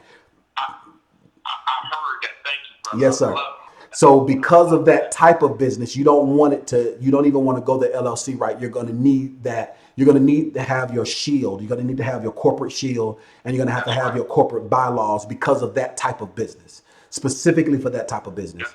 So yes, sir. So that being said, you're very welcome, sir. So that being said, that's my advice specifically for that and for that business. Now, for the entertainment business, when it comes to taking it to the next level, my advice is you're going to have to go through with setting the foundation, even though the house is already built, because you've been in this business for quite some time. How long have you had your business, and do you have it set up as an LLC, a INC, a C corp? What is it? Yes, it's an LLC, and it's been open since April 20th, 2010. Okay, good. So you have 8 years, and that's awesome. So that means that you just have some cleaning up to do. You're going to have to. I'm not going to teach you all of the underwriting guidelines right now. That's what the course does. But basically, you're going to have to go through and establish your starter vendor accounts. Even though you've been in business for almost close to a decade, in the eyes of banking and finance, you ain't been in business. in their eyes because I know. yeah. I know. So because of that, you have to go through those proper steps. And in the course, I teach you how to get the starter vendors. I teach you how to get to tier 1 and tier 2, because what you're wanting to do is you want to get to tier 4 funding, which is them $100,000 limits, those $1 million limits. But in order to get to tier 4, you're going to have to step through tier 1 and step through tier 2. And because your business has been established for so long, you're going to be able to skip tier 3. So there's really only 2 tiers that you really need to focus on and to get together. And that'll allow you to skip one of those tiers because of the seasoning you have in your business. So thank you so much for calling, guys. Listen, thank you so much for calling. We're having a really good conversation. Give us a call, 855-756-6639. That is 855-756-6639. Let me do a temperature check while we get more callers to call in, because it's late. Y'all up late, rocking with me late tonight. So let's go ahead and look at this. Let's see where we at. We have 141 people watching and 125 thumbs up. Are the other 20 people, I know like, Dean, it's only 20 people. Well, are you a hater? Are you a participator? Are you a spectator? I want you to be a participator. So that means I want you to give me a thumbs up and I want you to share it. Share this right now. If you say, well, Dean, I don't have Facebook. All I have is Instagram. Take a screenshot of your YouTube. Take a screenshot and at me at e.DeanCole on Instagram. Okay, at e.DeanCole on Instagram. I want you to share this on Twitter. Share this on Facebook. I want you to share the wealth. Give me a call, 855-756-6639. That is 855. I did it backwards again. 855.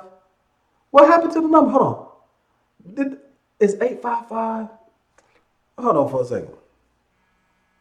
Thank you so much. We got somebody calling from Louisiana, Baton Rouge.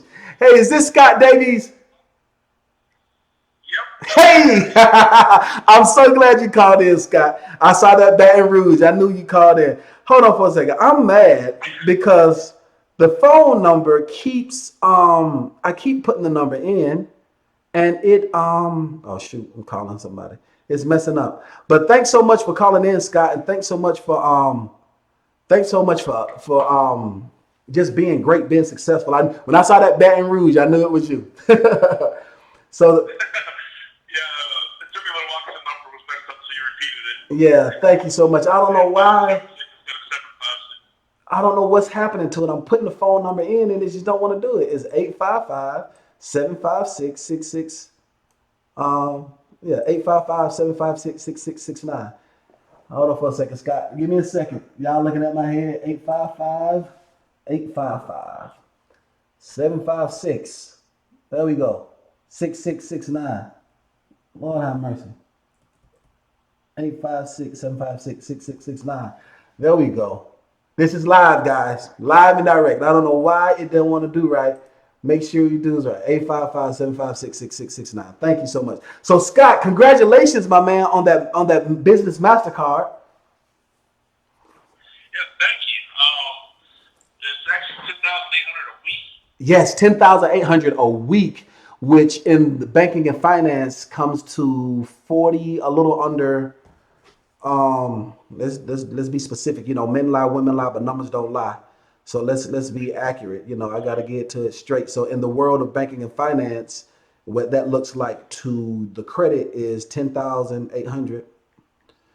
That is actually $43,200. Congratulations, sir. How does it feel, Scott? Thank you. How does it feel? It feels awesome. I can't describe it. I mean, and the thing I got thing against me is I've only done Elon and Quill. So I don't even have the 80 payday score yet. I just have a 92 experience score. That's the reason why. It's because of your 92 experience, and it's also because of your industry and the years of experience. That's the reason why. And that's the reason why I like that lender so much. and that's the reason why I like that particular lender so much. And they're one of my go-to lenders for that very reason, because they go off of underwriting guidelines. They don't go and that's the reason why I make sure that, you know, everything is done the way that it's done. Like, remember when we went through your website together and I was like, take this out of your website, put that in your website. That's the reason why for that type of approval, for that 43,000, what was that, $43,200, because you and I went through your website and we took certain words out and certain keywords, and because of the years you did have, you're able to do that. And the cool thing about it is that you're building business credit without a personal guarantee. So that's even awesome. So having bounced back from that bankruptcy, I want to do a full video testimonial like I normally do later on, because you and I have a consultation tomorrow. I know I was training our new girl, so I know I told you to call the office at 11, but I got caught up in training, so forgive me for that. But I have tomorrow set aside specifically for one-on-one consultation, so we can do our 4 hour tomorrow if that works for you. Yeah, that's fine. Okay, awesome. So what is your question for tonight, my man? I don't want to take up your time talking about how great you are. I actually have two short questions. Yes, sir. Like you did with your house, Yes, sir. corporate housing, can you do the same thing but with an apartment? Yes, you can. So what happens is that it depends on that particular apartment complex. See, the cool thing about it is that not everybody, they don't accept it. So what happens is that when your profile is set up the proper way, and meaning that, and I know that your profile is set up the proper way because you and I have gone through it. So I'm just teaching live now. But so making sure that you have your business established like it is, it's a legitimate business. You have the years in business that you have. You also have your profile. So what happens is that you're going to need to make sure that your payment experiences are there. Use that card, even if you get discount from your company who you normally fuel up with. Still use the card, and you want those payment experiences to show up to your profile, because that's going to allow your profile to be thick. So because of that, so to answer your question, I'm about to answer it in two ways. So the first way is yes, you can, as long as the company does allow it. So most large corporations, they allow corporate housing for apartment complexes because people like Coca-Cola, Chick-fil-A, Google, Yahoo, FedEx, they do that with apartment complexes all the time. So the first answer is yes, you can do it with an apartment complex. The second way to answer it is yes, you could actually do it with a condo by purchasing the condo. And the third thing that you can do is you could actually do it by using a CPN. So if you do use a CPN the right way, then you're actually able to use that for business purposes by using your CPN. The other one is because it's an account, because you got this account once I'm using it and established with them. Will the credit mirroring once I go to the other? Yes, sir. Like Amex, Yes, sir. Absolutely. other ones, Yes, sir. will they mirror it off of this? Yes, sir. Absolutely. They sure will. And that's the reason why I give them first, because those other companies that you mentioned, Visa, MasterCard, American Express, Discover, that's in tier 3. So the company that you got there, 43,000, the 48,000, what is that? 48. Hold on for a second. Let me double check again. 43.2. So who you got your 43,000 to? I have them as a first tier. The reason why is because of how they underwrite. And so the cool thing about that is that I always say that they are a gateway for everybody else, because that's a MasterCard. So because they use the same underwriting platform, and by you utilizing it, making sure that you utilize it, keep your ratios together and actually use it, don't max it out, but just actually use it, then that is going to trigger credit mirroring. So that you are correct. So you should be expecting to receive that and more. So another cool thing about it is that even on your personal side, so I want to do a full testimonial, but for the people that's watching for the first time, when you came to me, you had just filed bankruptcy and you could not get credit even on the personal side. So how much have you gotten on the personal side, not even the business side? So guys, listen, we're talking about personal now. That's why I say I love Scott, because everything I tell him and teach him, he will go and run with it. And that's one of the reasons why I appreciate Scott so much, is because he's very detailed and he actually puts foot to the ground. So how much have you accumulated on the personal side, Scott? Reporting 9,000. I'm still waiting on the newest 5,000. The other 5,000? All right. So you just got approved for that 5,000 this month, though. So that's going to show up next month, right? I believe it was in the last month. In the last month. Okay. So hopefully she'll be this month or next month. Okay, so that is $14,000. It's about a month or two to actually report to all three. Yes, sir. So that's a total of $14,000, not even 12 months out of a bankruptcy. If you do what successful people And do, my black score jumped up 80 points. and your personal score went up 80 points, not even 12 months, not even 12 months into a bankruptcy. If you do what successful people do, you will have what successful people have. I promise you, if you want to eat the cake, follow those 15 steps and you will eat it. Scott, thank you so much. We're going to do a real full in-depth testimonial when we do our one-on-one tomorrow. So in the mentorship group, I'm going to drop the calendar for everybody that wants to get on tomorrow. Only thing I'm doing tomorrow, all I'm doing tomorrow is consultations. I'm not doing nothing else but consultation. I have to do one training with Zion in the morning, but then after that is nothing but consultation. So I will drop that in the mentorship group. So everyone that wants to do a free 15-minute consultation, they can. But everybody else that's doing our one-on-ones, I know you, Roderick Sharp, and one other person I have scheduled for our consultations. So I'm going to drop that in the private Facebook group. So congratulations again, Scott. I'm so very proud of you, sir. You have over 50,000, close to 40. You have close to, and we're going to get to it. I just say close to 50,000 in business and 14,000 in personal, not even 12 months out of a bankruptcy. So I'm really excited for you, sir. And the cool thing about it is that this is just the beginning, Scott, because you held on to your business.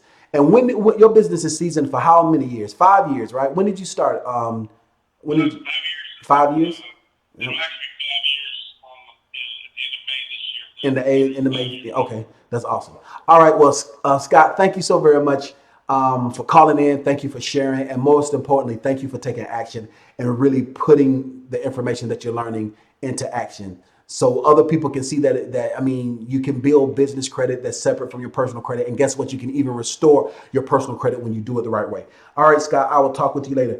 Guys, give us a call, 855-756-6669. I am taking your calls.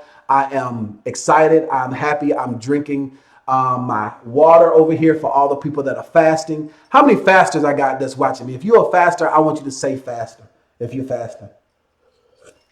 So all of my water fasters, y'all gonna be mad at me because I'm gonna be honest with you, right? So this right here is water, right? The majority of this is water. This right here is black coffee because I needed to kick it in the boost. You know what I'm saying? It is what it is. It's black coffee. So all the pure fasters, but hey, I'm still in ketosis. I'm still fasting. I'm doing good. Hey, it's called strategery. Shout out to Will Ferrell. It's called strategery. I'm drinking coffee, black coffee, because I got to teach. But no, look, it's all the way black. You see that? All the way black. All the way black. No sweetener, no nothing. Just all the way straight up black coffee. I'm sipping on it. We got somebody from Arizona. Hey, caller, what's your name and where are you calling from? Hi, I'm Vaughn, and I'm calling from Phoenix. Hey, how are you doing, Vaughn? Thanks so much for watching, my man. Thank you. I was just watching the show too. I just wanted to say, like it's good to see, like black people in general, especially like black men doing something positive. Yes, sir. I just wanted to thank you for that. You're very welcome. And I wanted to know your views on like drop shipping because I have a drop shipping business. Yes, sir. And I've been at it for a while. Mm-hmm. But I'm still like learning and all that. So Sure. I'm wondering if you had like any pointers or your views on it. Yep, absolutely. So drop shipping is a phenomenal way for you to really add revenue to your business. Drop shipping is phenomenal. For all of you guys that are watching that does not know what drop shipping is when you market a product and you have a third party, they facilitate the product. So the product is going to come to you as a customer, and it's going to have this gentleman's logo, or it might not even have a logo on it at all. So a third party, they actually hold the inventory, and they actually they hold the inventory, and they do the facilitation of the shipping. So what happens is, say for instance, what I got over here. I always use scenarios. So all right, so let's say for instance, let's look at this. So say for instance, this mug right here. So say for instance, this mug, he sells this mug for $3. But he has somebody out of India that's going to sell this mug for 30 cents. So you pay him $3. He pays the company 30 cents plus the shipping and handling. He gets the profits and they send you your mug. Everybody's happy. So that's what drop shipping is, okay? For everybody that's watching, what drop shipping is. So my advice for drop shipping is twofold. So the first advice for drop shipping is make sure that you do have a legitimate business. A lot of drop shippers are sole proprietors. A lot of drop shippers, all they have is an EIN and they're a sole proprietor. They don't have a business bank account. They don't have all the things that make you a legitimate business. So the first thing is create a legitimate LLC or create, as a matter of fact, because drop shipping is so lucrative, if you do it the right way, you can really knock into $1 million status. You need to be a SLLC. And you want to be a LLC because it's limited liability. And because it's limited liability, God forbid if somebody were to, and because you have product in your name coming from China, India, wherever your supplier is, you want to have that protection of the LLC. But the S in front of it is going to give you the best tax shelter. So that's the first advice, is to create a legitimate, for real SLLC, a hybrid LLC. First advice. Second advice is to niche down. The mistake that I see a lot of people making in drop shipping is that they go with a shotgun approach. When you find your niche, that's when you will get rich. Okay. Say that again. No matter whatever it is, when you find your niche, that's when you're going to get rich. So my advice is to niche down. What is your niche with drop shipping? Do you have one yet? Yeah, I do. It's like it's like a clothing store, but like what I found out is I'll like do like the latest type of fashions, you know. Okay. And then So is urban wear? So is it urban wear or is it urban wear? Okay. clothing wear. Okay. So the reason why I say that is because clothing is broad. Most people don't realize you have maternity clothing, you have baby clothing, you have women clothing, you have you have, workout clothing. So, but that's why you have to be niche specific. So if you're niche specific, that means that it's urban wear specifically. And that's a key word that you're going to need to remember, is urban wear, if that is your special niche. So go ahead. So you do urban wear. Yeah. Okay. Yeah. Okay. So what is your Instagram look like? What does your Instagram followers look like? Do you market on Instagram? I have to build a new one. Okay. And I just started it just now, and I'm at like 300 or 200 followers. Okay. Right now. Okay. And I have the products and all that, and I've been doing a lot of advertising through Instagram. Okay. That helps a lot. That brings in a lot of traffic. That does. But you only have 300 followers. So what about Facebook? What you looking like on Facebook? Do you do Facebook? Facebook, I don't really do Facebook, to be honest. Okay. I think that's something I will have to get into. Okay. So the reason why I'm asking these questions is because two things. This is how you become very successful in drop shipping. I have a client that does drop shipping for accessories and ties and whatnot, and he's knocking on 10 figures. I mean, not 10 figures, but millionaire. Was it seven figures?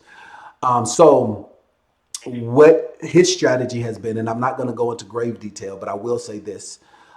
His strategy, the first thing you want to do is you want to build a buzz, and I'm going to show you how to build a buzz.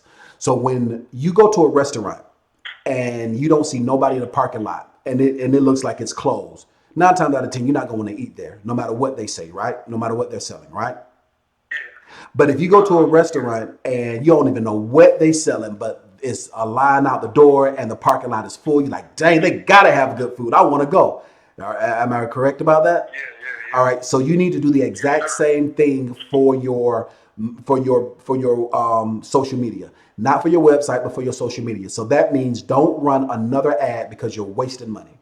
What you need to do is focus all your energy and effort on getting 1,000 people first on both platforms, because and it's easy to do. I'm gonna give you a really cool trick.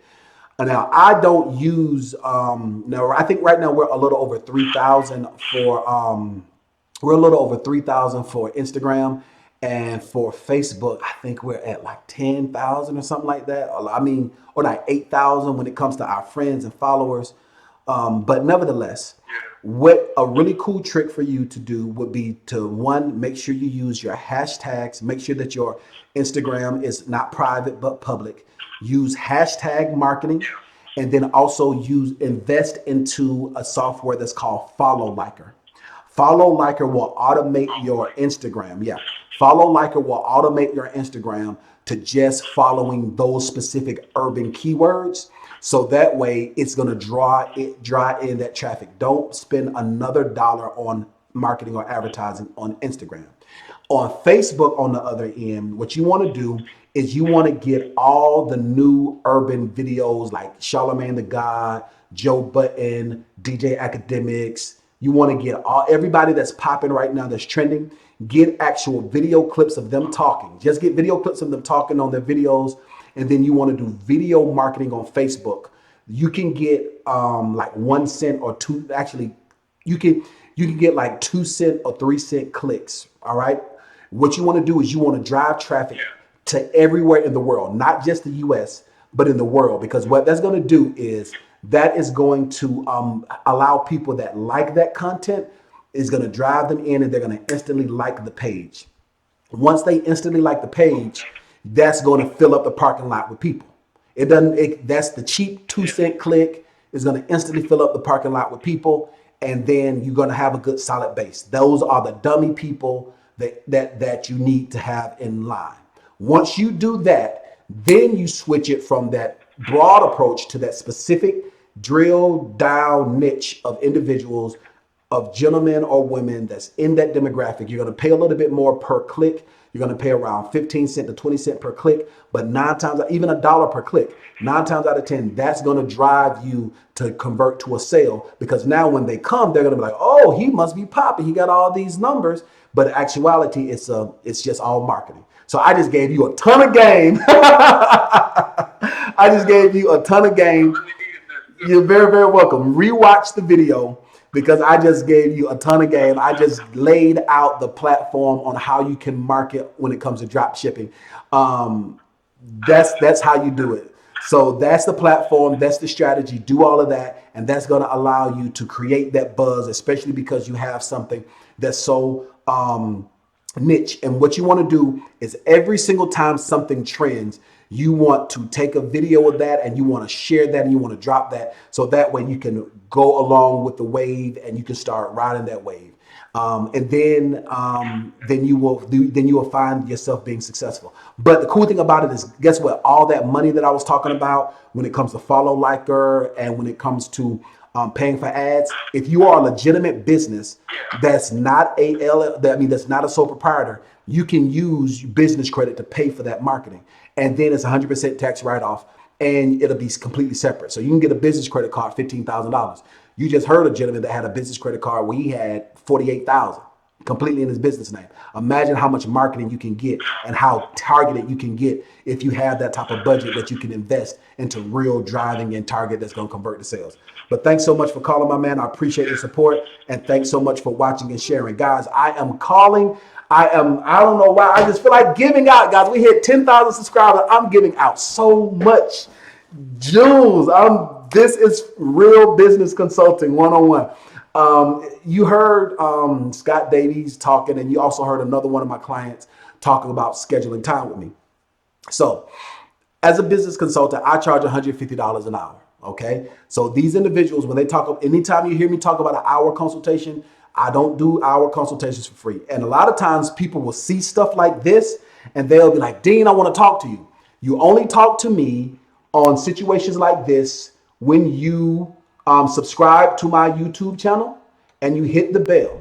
So if you want free, this is what you have to do. You have to subscribe and hit the bell. So the next time the Spirit of God leads me to do this for free, you're available. If you call my office asking to talk to me, you will not be able to talk to me unless there are 2 reasons. One, you have scheduled a one-on-one consultation with me where I charge $150 an hour, or I charge $500 for our 5-hour strategy session where we have 5 different sessions, we break it in.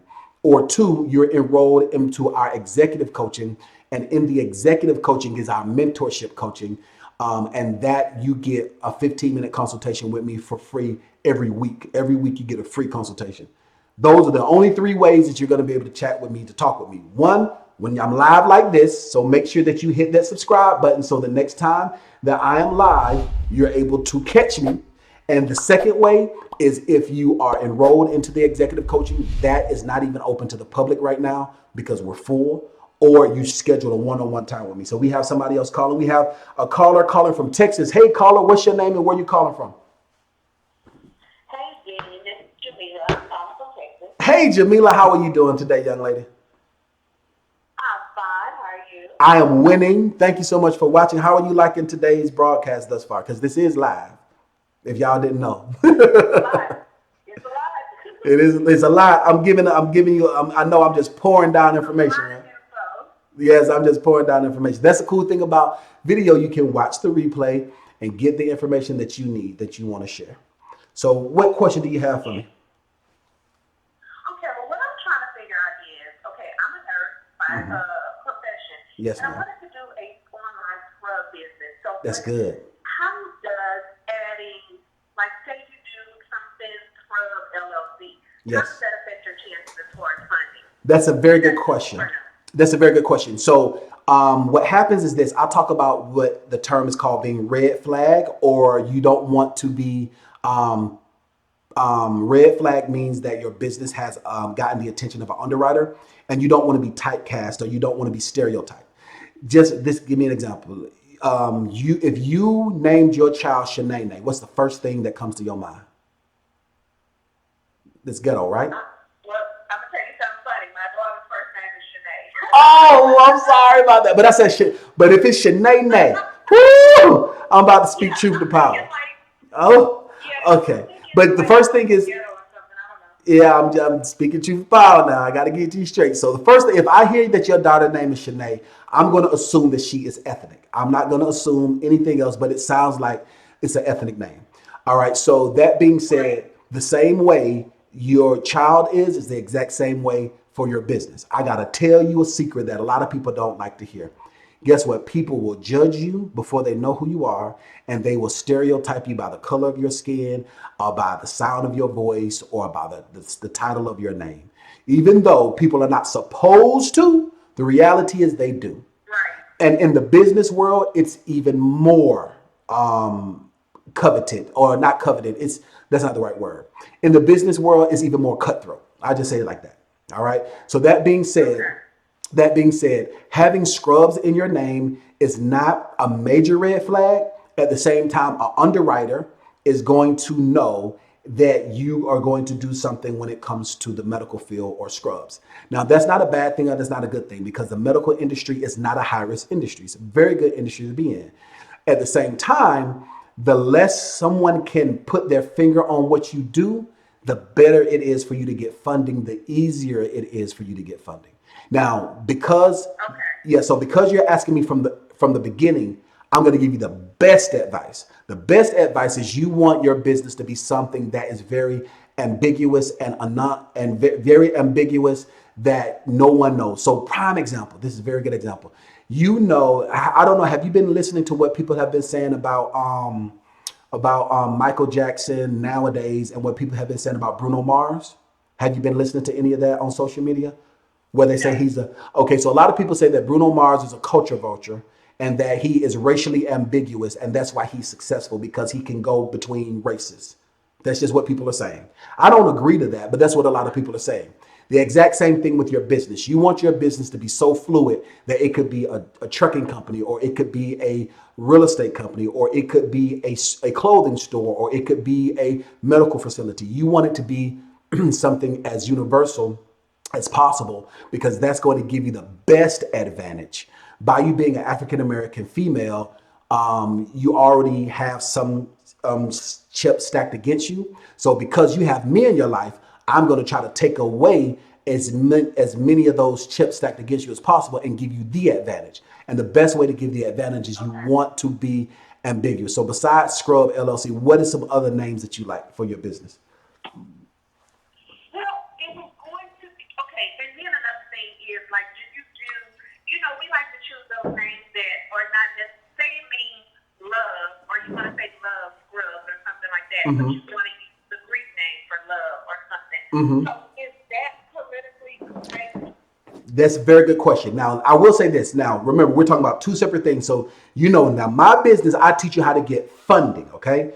So even though I'm a business consultant and I teach how to get funding, I'm giving you advice from a funding perspective. But even though that is my special niche, like I just did with that gentleman, I'm a business consultant by trade. So that being said, you need to have 10 websites, okay, of the top keywords that is related to scrubs. But that is for marketing and marketing only, not for your real business name. Okay, so that means that you need to have ilovescrubs.com, or you need to have fastscrubsonline.com, or you need to have buyscrubsnow.com. That's for marketing. That is for nobody but your customers. That's not for the banks and the lenders. That's for your customers on how you can drive traffic to your major website. But for your business name, you want your business name to be prime example. Have you ever heard of the company Procter and Gamble? Yes. What does Procter and Gamble own? Do you know? A lot of stuff. Exactly. They own everything. Procter and Gamble own everything. But that name Procter and Gamble, you don't know what if you were not in the United States of America. Let's say, for instance, you were in another very advanced company like New Zealand, a new country like New Zealand, and you heard the term Procter and Gamble. You wouldn't know that could be a law firm or that could be a car dealership. You don't know. But because that is the business name. So you want your business name to be something as ambiguous as that. But Procter and Gamble owns, like, they own Coca-Cola. I mean, I don't know, but they own everything, or Johnson and Johnson, or General Mills. Like General Mills own, prime example. General Mills is a good example. General Mills owns almost every single popular cereal, but they're going to do a special marketing for that special niche of Kellogg's, or Reese's Peanut Butter Puffs, or Cheerios, or Trix cereal. So the same way that they have their base business, General Mills, but they have special niche marketing. So what you want to do is, if you want to do allpinkscrubs.com or allbluescrubs.com or thebestscrubs.com, that is the search engine to drive traffic to your business. So let me ask you this question. What's your last name? Freeman.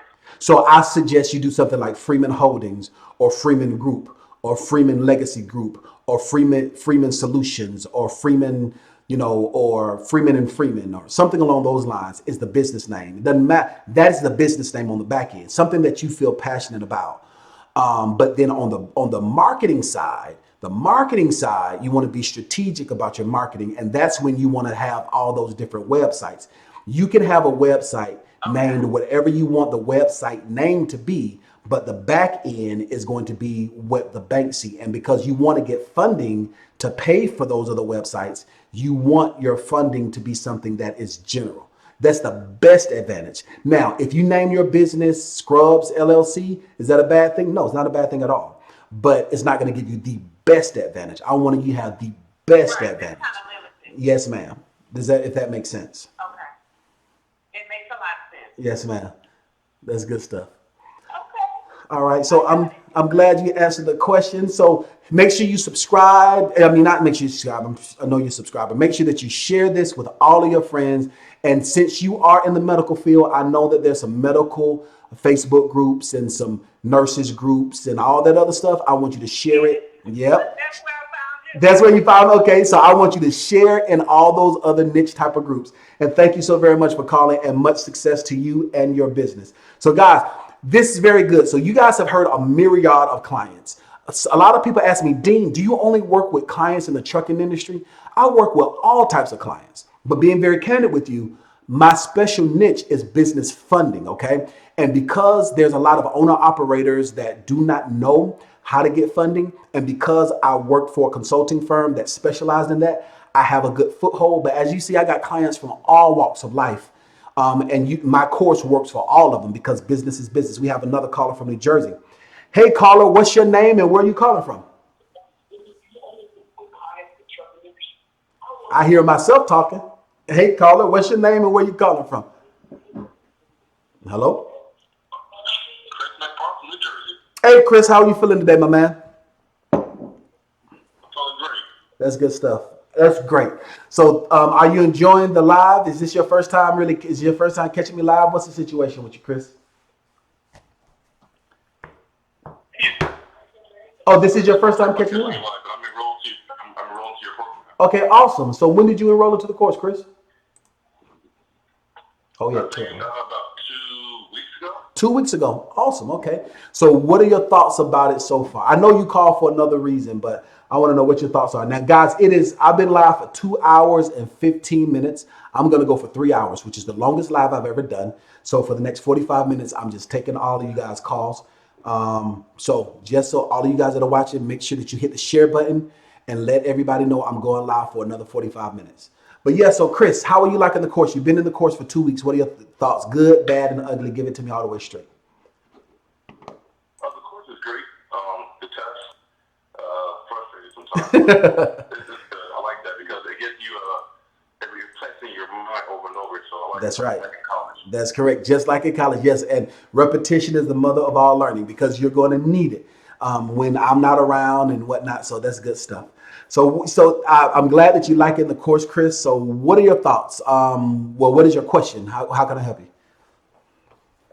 Actually, my question you kind of answered the last time, the lady. I'm going through. I have a business now, but I put home care in my business. Okay.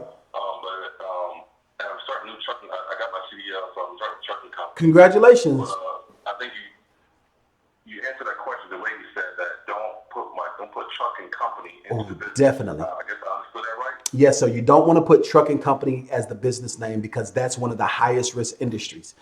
One of the highest risk industries is the trucking industry, not the entertainment industry, but specifically the adult entertainment industry, and anything that's revolved around credit and anything that's like credit counseling. Those are the top three. Those are the top three high risk industries. I'm sorry, in real estate, four. That's the top four high risk industries is the trucking industry, the trucking industry, the adult entertainment industry, the anything that's like counseling, credit counseling, and real estate. Anything in those names are the highest risk. Those are the ones that are the most scrutinized. It doesn't mean that you can't get funding because we get it for people all the time. It just means that you're going to get picked on, and some of these larger limits you're not going to get off the back. You're going to have to be in business a little bit longer. That's just how it works. So to answer your question, if you're starting a brand new company, my advice is you want to take that out of the name. And if you have a home healthcare business and you haven't started applying for anything, and I suggest you change the name before you get too far gone into the business. You can change the name and you should be okay. So my question is about now, like, let's apply for to a bank. I apply for a bank. They ask you, like, what is your home care? Is different areas of home care. Yes, sir. So they ask you, what are your business doing? It's like for trucking accidents, same thing. So I just say, hey, this is Chris LLC. Like, what is your description of your business? That's a very good question. So the cool thing, one of the best things about business and the business world is that you can be as ambiguous as you want. So the cool thing about it is that you want to do general business management. You can manage any type of business you want. There is actually a SIC code. You haven't gotten to that section in the course yet because you are just 2 weeks in.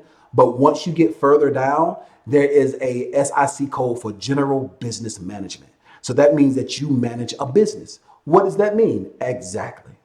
That is the biggest loophole when it comes to funding, is that when they ask what your SIC code is, or when they want to know what it is that you do, the best solution for you, I'm sorry, if you're watching me now, my bracelet want to come loose and it's been late. So, my ADD done kicked in. Hold on, let me get my bracelet together. All right. So general business management. So the coolest thing is when you have that type of business, or when you have something like a holding company or whatnot, what you want to do is you want to use the SIC code for general business management. And matter of fact, let me tell you what the SIC code is right now. Give me a second and I'll just tell it to you. For general business management.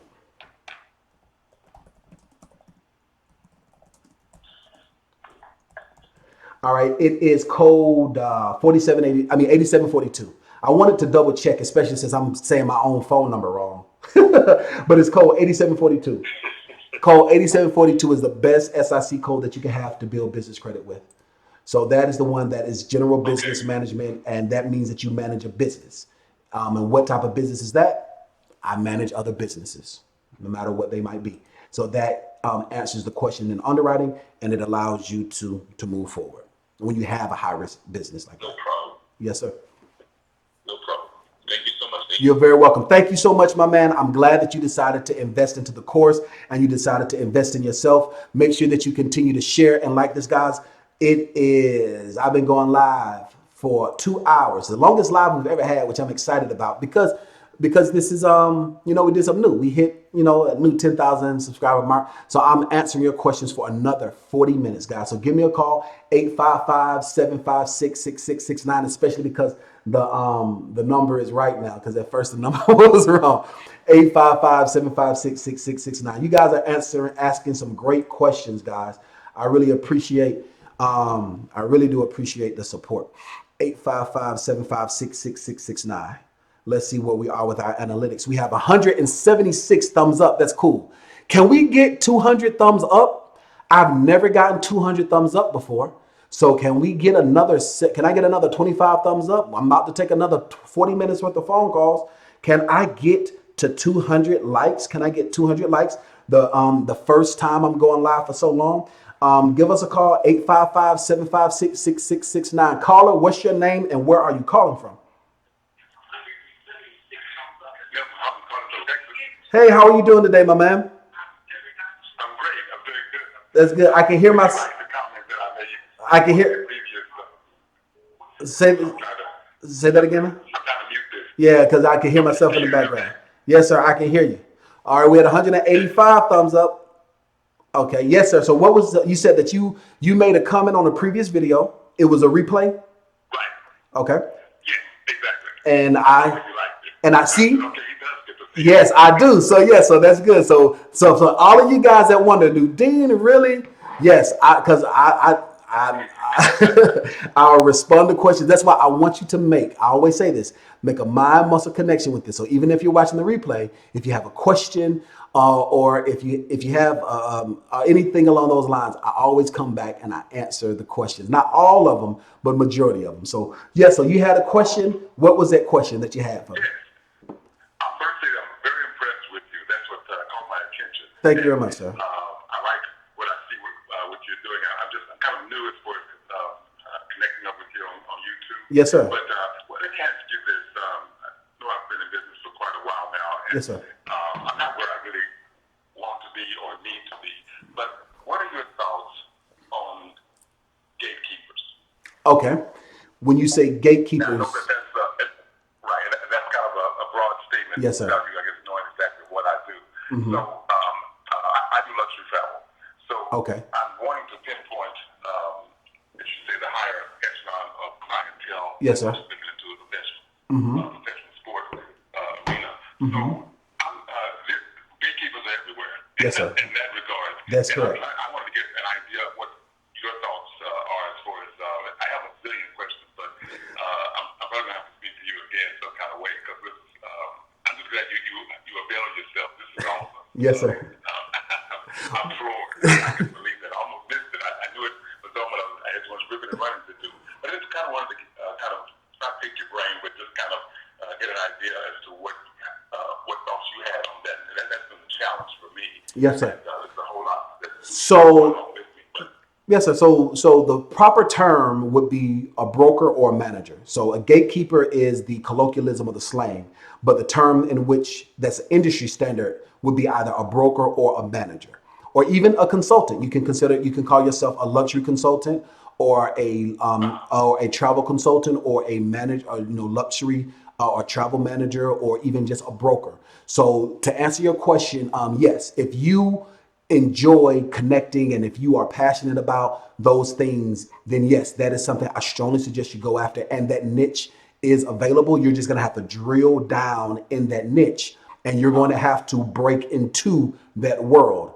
That means that you're going to have to deal with a lot of egotistical, a lot of arrogant people, a lot of people that have a lot of money, and they're just going to try to throw stuff. So that means that your skin has to be tough, or you got to be sharp, and actually both, vice versa. You got to be sharp and you got to be tough, because a lot of wealthy people, not all of them, but a lot of them, especially if they're nouveau riche, especially in the NFL and in the NBA and the MLB, because I have clients that are that, and I have to bring them back down. I'm like, and then I have to explain to them, I don't care what, I mean, I have to remind them, you know what I'm saying?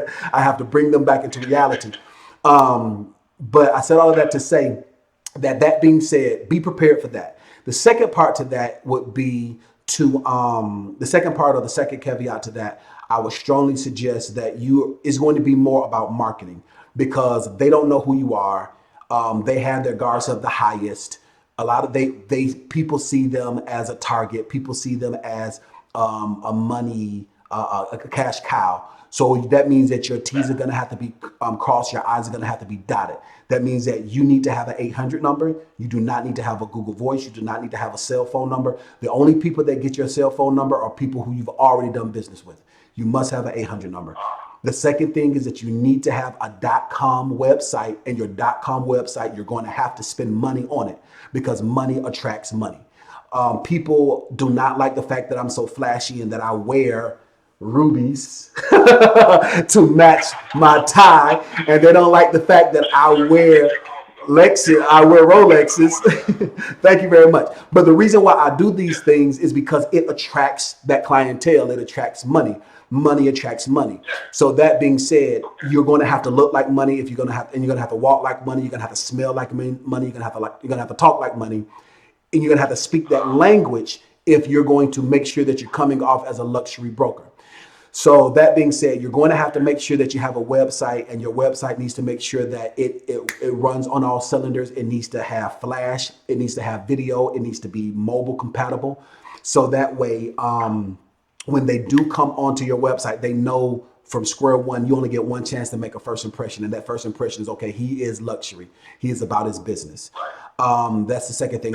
And the third thing is you're going to have to make sure that your T's are crossed and I's are dotted when it comes to the business arena. Because if they don't have a manager, and if their manager don't look you up, they're not worth their weight in salt. That means that you need to make sure with the Secretary of State, all of your filings are accurate, that you make sure that you do your filings before they are due. You also need to make sure that that when they do go to look you up, that you have 2 pages on the search engine, nothing but you. You need to dominate that space. And the way that you do that, I teach how to do it in the course for the purposes for funding, but for the purposes of winning business, it's a little different, and I can show you how to do that. So that's my advice. So if that's what you're wanting to do, it's a very good industry to get into.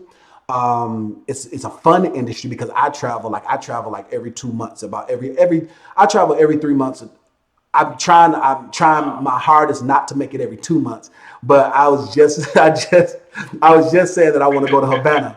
I want to go to a cigar factory in Havana, Cuba. I was just saying I want to do that. But that being said, it's fun, and it's very fun. But the cool thing about it is, the greatest thing about it too, is that even though you're marketing to your end consumers, I get paid because of my following and because of my brand. People will pay to have me come to them and vlog and talk about it, because they know that I will bring traffic. So that means that you can double dip, meaning that you can get money from your clients that hire you, and then you can also get money on the back end from these companies, and you can also get things for free that you can turn around and charge for. So that's my advice when it comes to that. Wow. Well, I know, and I'll let you go, but you have a video, I think it was about private jet. It was something like Yes, that. yes, sir. I received an invitation. Because of my schedule, I wasn't able to make it down To the hangar? Yes, sir. But I just said, if I ever get to talk to you, I just wanted to ask you about that experience. So I'm having to stick to where I can communicate with you again, because I don't want to take up time from Yes, sir. else. Like I said, you're tremendous. Thank you very much, sir. I do appreciate that. But yeah, so my experience, it was great. I think a lot of the individuals that I talk about, the type of clientele that I talk about is there. You know, NFL players, NBA players, entertainers. I think Chrisette Michelle was there. It was some other C-level executives that were there. And it was a networking event. It is really cool. And the company is Jet Smarter. I don't use Jet Smarter anymore because, one, I don't live No, sir, I don't, unfortunately, because I no longer live in Atlanta, and I'm in New Orleans, and they don't fly out of here. So the cool thing about JetSmarter is, the cool thing about JetSmarter is if you're in a nice populated city, like you're in Texas, right? Or what did you say you are? Yeah, so Texas is good. Yeah, you're in DFW. Yeah, if you're in the DFW area, they have hangars out of there. Like you said, you got an invitation, so that's great because it's worth the financial investment when you're in one of those higher populated cities. Because I knew that I was moving to New Orleans, and New Orleans is country, is all outdoors. I'm grateful for it, but I'm grateful for my house. But I do miss being in Atlanta and other things. So, but when I had the membership, it's phenomenal. But now I don't have it because it's not as beneficial for me because it doesn't pay for itself. Before it paid for itself. Now it'll be a cost and it's not worth it because of where I am. But yeah, JetSmarter is great. So two things. One, I moved, and secondly, they went up on their price. It's worth it when you're in a city where it pays for itself, like DFW, Atlanta, New York, DC, Florida, those areas like San Francisco, Las Vegas, DC. Those areas is worth it. But for me, when I looked at it and I put it on the balance sheet, it wasn't worth it. It wasn't worth it. Oh, I see. Yes, sir. Okay. Well, I'll let you go. I guess I've been concentrating on your program. I'm trying to see, with what I've mentioned to you so far, it sounds as though you probably, in the back of your mind, so you would be able to help me in my situation as well as... Yes, sir. I would strongly suggest, yes, sir. I strongly suggest that you go through our startup coaching. Our startup coaching is going to walk you step by step through the process of making sure that making sure that your business is set up the proper way, your T's will be crossed and your I's will be dotted for the eyes of the lenders. But during our live Q&As that I do in the private Facebook group, I don't always take phone calls, but I do interact live in my private Facebook group. Then we can kind of get some tailoring for your marketing, and you can always schedule a one-on-one consultation. I charge $150 an hour.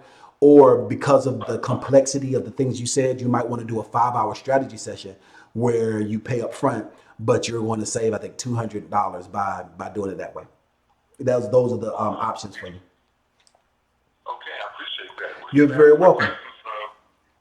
I appreciate being able to meet you as well. I'm looking forward to it. You're very welcome. And I look forward to it as well, and much success to you, my man. Thank you so much for being a new subscriber. Make sure that you share this and make sure that you do comment. All right, we have another caller calling. Caller, you're calling from Alabama. What's your name and what city are you calling from in Alabama? Mobile. Mobile, Alabama. How are you feeling today, my man? I'm doing pretty good. I got a few questions. Yes, sir. Okay, Bad Boy. Would that be a bad business name? Bad Boy is already taken. So he's going to have to be Bad Boy what? Because Bad Boy is already taken. That's already taken by Diddy. Okay, because I looked it up in Alabama, and it's a few companies with that name, but the actual Bad Boy in Alabama is not taken. It's a few businesses that either start with Bad Boy or have Bad Boy in the name, but the actual name by itself, Bad Boy, it will be Bad Boy what? So the first thing is that name is already taken. Bad Boy Boutique. Okay, so Bad Boy Boutique, that name is specific for clothing, and that advice, my advice for that would be, you don't want to become niche specific. You want to be as general as possible. So my advice would be to market Bad Boy. So you want to get badboyboutique.com. You want to get badboyurbanwear.com. You want to get those different web names, but your actual business name should be something that is ambiguous. You want your business name to be something to where it is general, like the example I use with Procter and Gamble or General Mills, even by you being down there in Mobile, you see a lot of JB Hunt and you see a lot of Snyder and those trucks. If you didn't know what they were, you wouldn't, that's how you want to be. That's the best way. So that is the best way to market a brand new business. For individuals that already have a business established, then I would give different advice. But if you're starting a brand new business, you want it to be something universal, like a good holding company. Okay. Now, just one other question. Yes, sir. I go into companies and I do training. I train people how to use their machine. Okay. I'm good at what I do, and it's in the fabrication field. I love fabrication. I want to open up my own fabrication business one day. I'm looking at maybe a 3-year span. After I get the first business up and running, I'm giving myself about maybe a 3-year window to start the other business. It's a very expensive business to start, and I was just trying to get some advice on far as how to get myself in that position to be able to open this business. I've been in companies.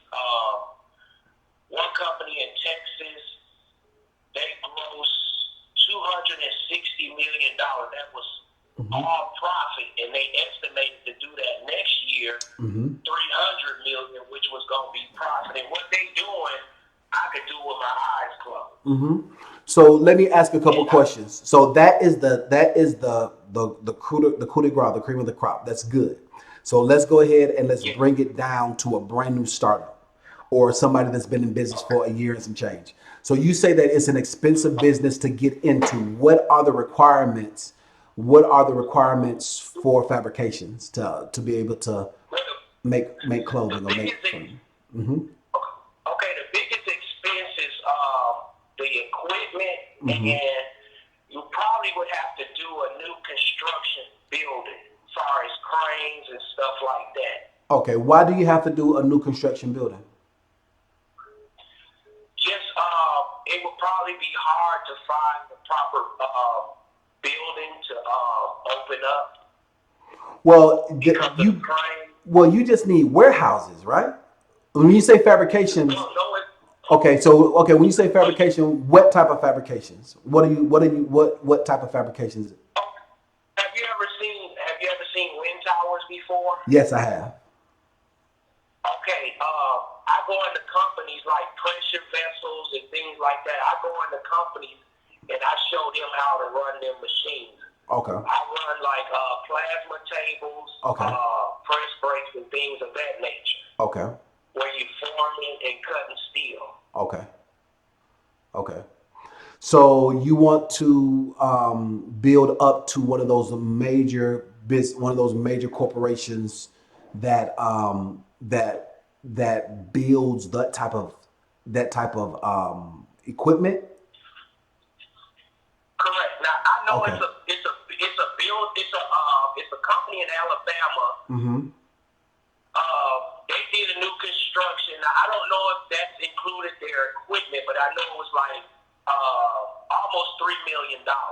Okay. On their project. Now I don't know if that's pertaining equipment or just the building cost. That I don't know. Okay, well, I don't know a lot about the specificity of that particular business, so I can't speak to that particular business, but let me tell you how to build a startup from the ground up. So building a startup from the ground up, you definitely want your business to be something that is ambiguous and universal in nature. You want it to be something holding, or you want it to be something solutions, something along those lines. You want to be something group. You just want to have initials. You just want it to be something basic like that. Because of the direction that you're going to have a C corporation or S corporation so that you can have shares of stock. You're going to want to need to be able to have shares of stock, because when you have shares of stock and you do your business the proper way, you will actually be able to get leverage from a lot of they call angel investors, or a lot of venture capitalists. But if you're going to do venture capitalists, because most of the individuals that build those type of projects, they get venture capital money. They get money from Wall Street. They get money from hedge fund investors because the return on investment is so good. So that being said, because that's the direction that you're going in, it's such a large scale, you're going to want to make sure that when you're building this up from the ground up, you have to make sure that you are a C corporation or S corporation with some stock shares, some dividends to use as leverage. Now, that being said, you're going to want to go through the exact same process of starting the tiers of funding, because I have a vendor right now that will give you any type of equipment that you want, any type of equipment that you need for a brand new startup that meet the criteria, and they go up to $50,000 for equipment. Okay. So that being said, you want to, but you have to make sure you set that foundation. You can't go putting the icing on the cake and you hadn't even let the cake cool, or you hadn't taken the cake out the pan. So my advice to you, what the good thing is that you want to have your end in the beginning. And because you have your end in mind, you know how to stack and build. So that means that you need to make sure you stack and build in such a way that you can go through all the different tiers of funding, so that when you do get to the point to where you have $100,000 of your own money, you can easily flip that $100,000 of your own into 2 million of other people's money. Gotcha. Okay. Yes, sir. Okay. Okay. And just one other thing, man.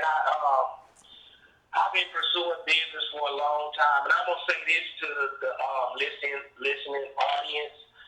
I've researched business credit, and I've researched and nobody never really broke it down the way you do it. I'm actually in the course. That's awesome. And nobody breaks it down like you do. They don't really show you how to do step by step. And I never actually tried to start establishing. I had a business. I ended up losing it. And I thought I knew what I was talking about. And going through the course and listening to a lot of things of the course and the information people was giving you was all the wrong information as far as the virtual office, as far as the virtual telephone number, all that stuff. If I would have tried it, I would have all been caught up in red flags. Yes, sir. Yeah. And I just want to leave it with that note. Okay. Well, thank you. Well, first, thank you so much for investing in yourself, and thank you so much for making the efforts to apply the information that you're learning. I appreciate that, and thank you so much for trusting me. And I'm glad that you are able to see the value in what it is that I do. And I want to encourage everybody that's listening to do the exact same thing. And I really appreciate you so much for that. And make sure that you are in our live Q&As, so that when you have other questions, I can answer them for you in the startup coaching. And I really appreciate you so much for calling. And so, guys, it is getting late, and I'm pushing through. I am hitting a wall, and I have been fasting for some hours, and I am going to go for another 20 minutes. I have another 20 minutes, and I'm going to hit that mark. So I'm going to go for another 20 minutes, guys. So thank you so much for watching. Thank you so much for participating. 855-756-6669. We have somebody else calling on the line. We have Minnesota. Hey, caller, what's your name and what city are you calling from? Hey, Dean, this is Darren. I'm calling from Minneapolis. Hey, Darnell, how are you feeling, my man? I'm doing good. That's great, sir. I am winning, my man. I'm doing extremely well. I am pushing through. I'm going to hit that 3-hour mark because I've never hit it before, but your boy is tired. My body is still going, but my spirit is tired. You guys are pulling a lot from me. I'm giving out a lot, and I can feel it. So everybody that's watching is attentive, and they are tuned in, and that's all good stuff. So what question do you have for me, my man? So my question, I was just watching this documentary earlier. Okay. And it was about Warren Buffett. Okay. How can you structure or teach us how to do the holding company? How can we establish our holding company to be like, the Berkeley Hathaway or type of a company like that? Well, so the way that, the thing about it is that Berkshire Hathaway, isn't that how it's pronounced, Berkshire Hathaway or Berkshire? Like I said, it's late, guys. Hold on for a second.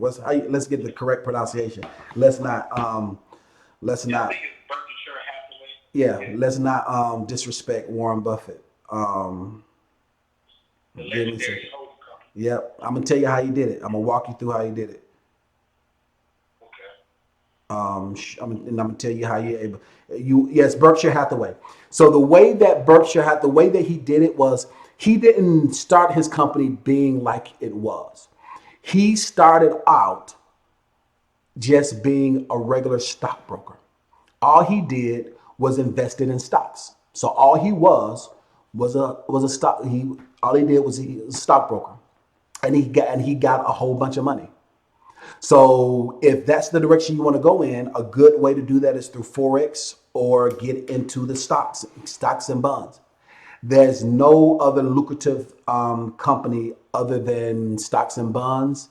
Like that would be real estate and then insurance. But the cool thing about it is like Berkshire Hathaway owns a lot of the real estate and Berkshire Hathaway owns a lot of insurance. But it all came from stocks and bonds. So I strongly suggest that you study to get your Series 7 and Series 66 and then you start investing in stocks and investing into the stock market. That's how he was able to get his money. Because what he did was after he got his money, he started to buy failing companies. And he had access to failing companies because he was doing stocks and bonds. If you want to know a real cool resource, and I don't make no money off of this, but he's somebody that I admire, is Foos Force Trading. FOUS Force Trading. He's similar to myself. He's very transparent. He's a YouTuber as well. And he teaches how you can do penny stocks and how you can turn your penny stocks into millions. So if that's what you're wanting to do and how you want to structure it, you do what successful people do, you'll have what they have. So we talked earlier today about cannabis stock. Cannabis stocks is great. It's a good penny stock to get in and you can make a lot of leverage off of that. So that's what he did. What happened was that he became so wealthy, became so successful, he had so much money. He was like, what do I do with the money? He invested it into buying other businesses. And that's how you do it. So if that's what you're wanting to do to have that type of holding company, you're going to need that type of capital to where you can purchase existing or failing businesses. But if you're just wanting to have a holding company, just a legitimate basic holding company, then what you're going to want to do is have a name like Berkshire Hathaway. You want to have a name that's ambiguous like Darnell Holdings or Darnell Group. You want your you want your SIC code to be business management. And then what you want to do is you want to have a business management website. And that's what it is. You want to create and have that holding company. That's how you're going to want to do it. But eventually, if you're wanting to get to that level that he's on, that's how he's able to do it is by getting money. I think I remember one time you asked me how did Grant Cardone do it? Well, Grant Cardone is a Caucasian gentleman and he did a lot of hard money loan. And Grant Cardone had a lot of private money. And that takes you having that basic holding company like Darnell Holdings or Darnell Group, building up your business credit, and you're going to have to get cash that you can reinvest back into it. So that means that you're going to need to get your first $100,000, put it right back into your business so that you can keep holding on assets. And everything that you acquire has to have equity. Berkshire Hathaway is as successful as it is because every business that they buy has equity in it. Like for instance, this home is $1 million and some change. But when I got it and I got it in my business name, it's 300 and some change. But because I flipped it and I added into it, that's what you're gonna have to do. You cannot take a loss. I know that's almost impossible, but 90% of your business deals, you're gonna have to be in the profit so that you can build that large amount of assets and equity. After you do that, then you're going to make sure that you then now create stocks to your company. So you can get stockholders and you can do an IPO or initial, or not an IPO, it's an ISO, where you're going to do initial stock offering on your stocks for your business. But it all starts from the same method of making sure that your business is structured the proper way. And then after your business is structured the proper way, your business is going to have to buy assets. Your business is going to have to gain access. You're not going to be, if that's what you want to do, you're not going to be able to just sell products and give products.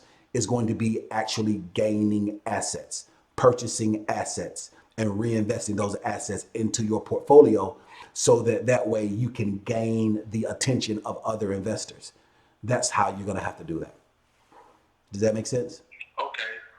Yeah, that makes perfect sense. Okay, good stuff. All right, so how you liking the course, my man? Because you're enrolled in the executive coaching and the startup coaching. So you have seen the private.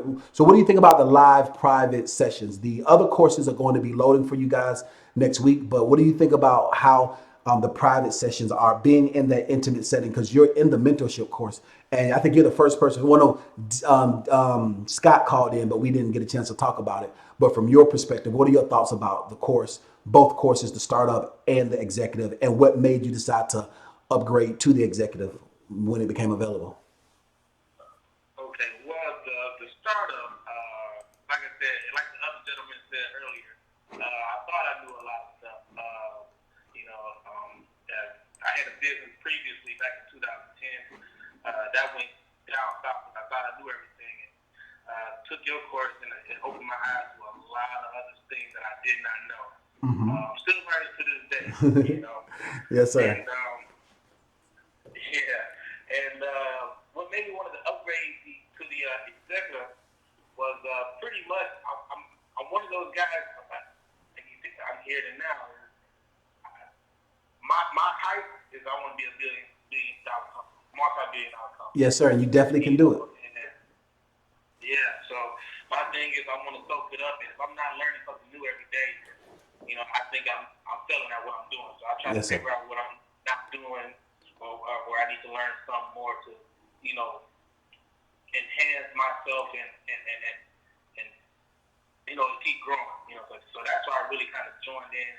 Because like I said, you teach and to it opens your mind to another world. Yes, sir.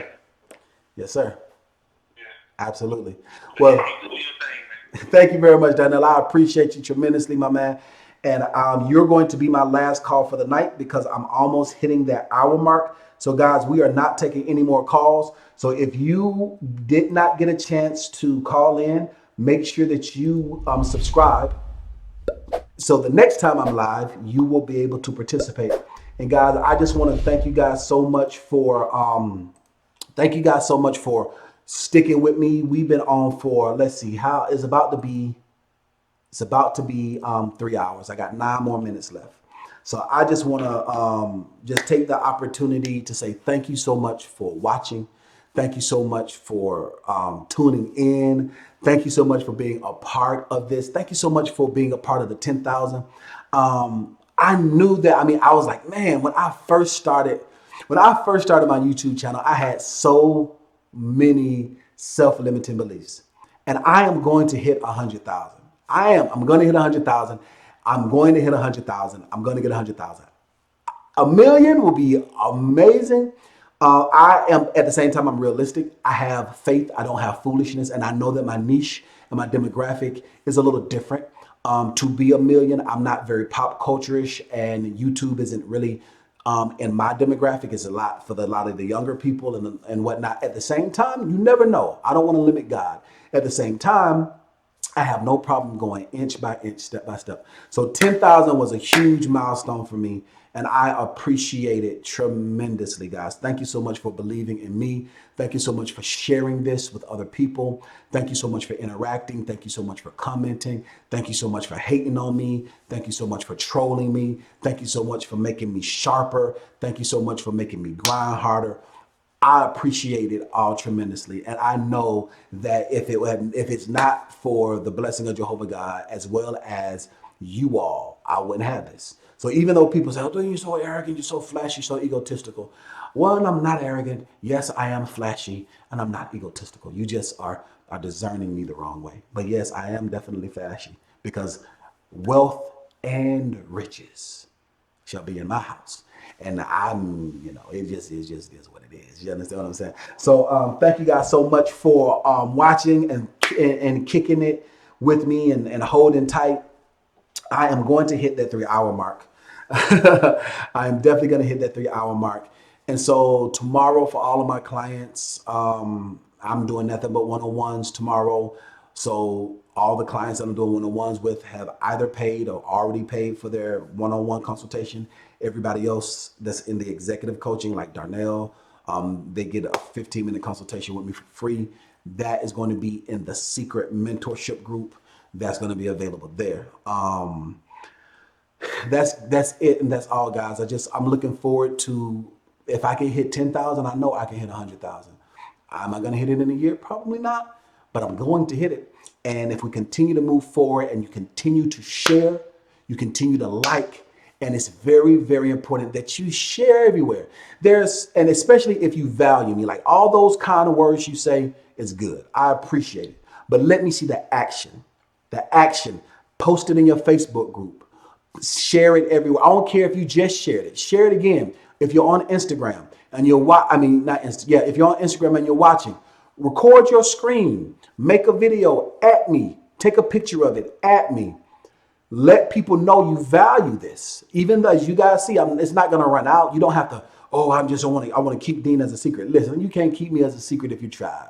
God is taking me to higher heights. If you're not going to share me, somebody else is. So be a part of it so that you can be one of the people that I thank and that I appreciate and that I'm grateful towards. So I said all of that to say, share me in the private Facebook group. Share me in the beard group. I got a beard. Share me in the gray sweatpants group. I ain't going to be wearing no gray sweatpants, but share it anyway.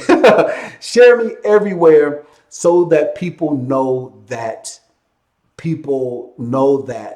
this type of information exists. Because everyone always says, Dean, I didn't know. And let me tell you guys, the only reason why I know is because I work for the banks. If I didn't work at the bank, I wouldn't know this stuff either.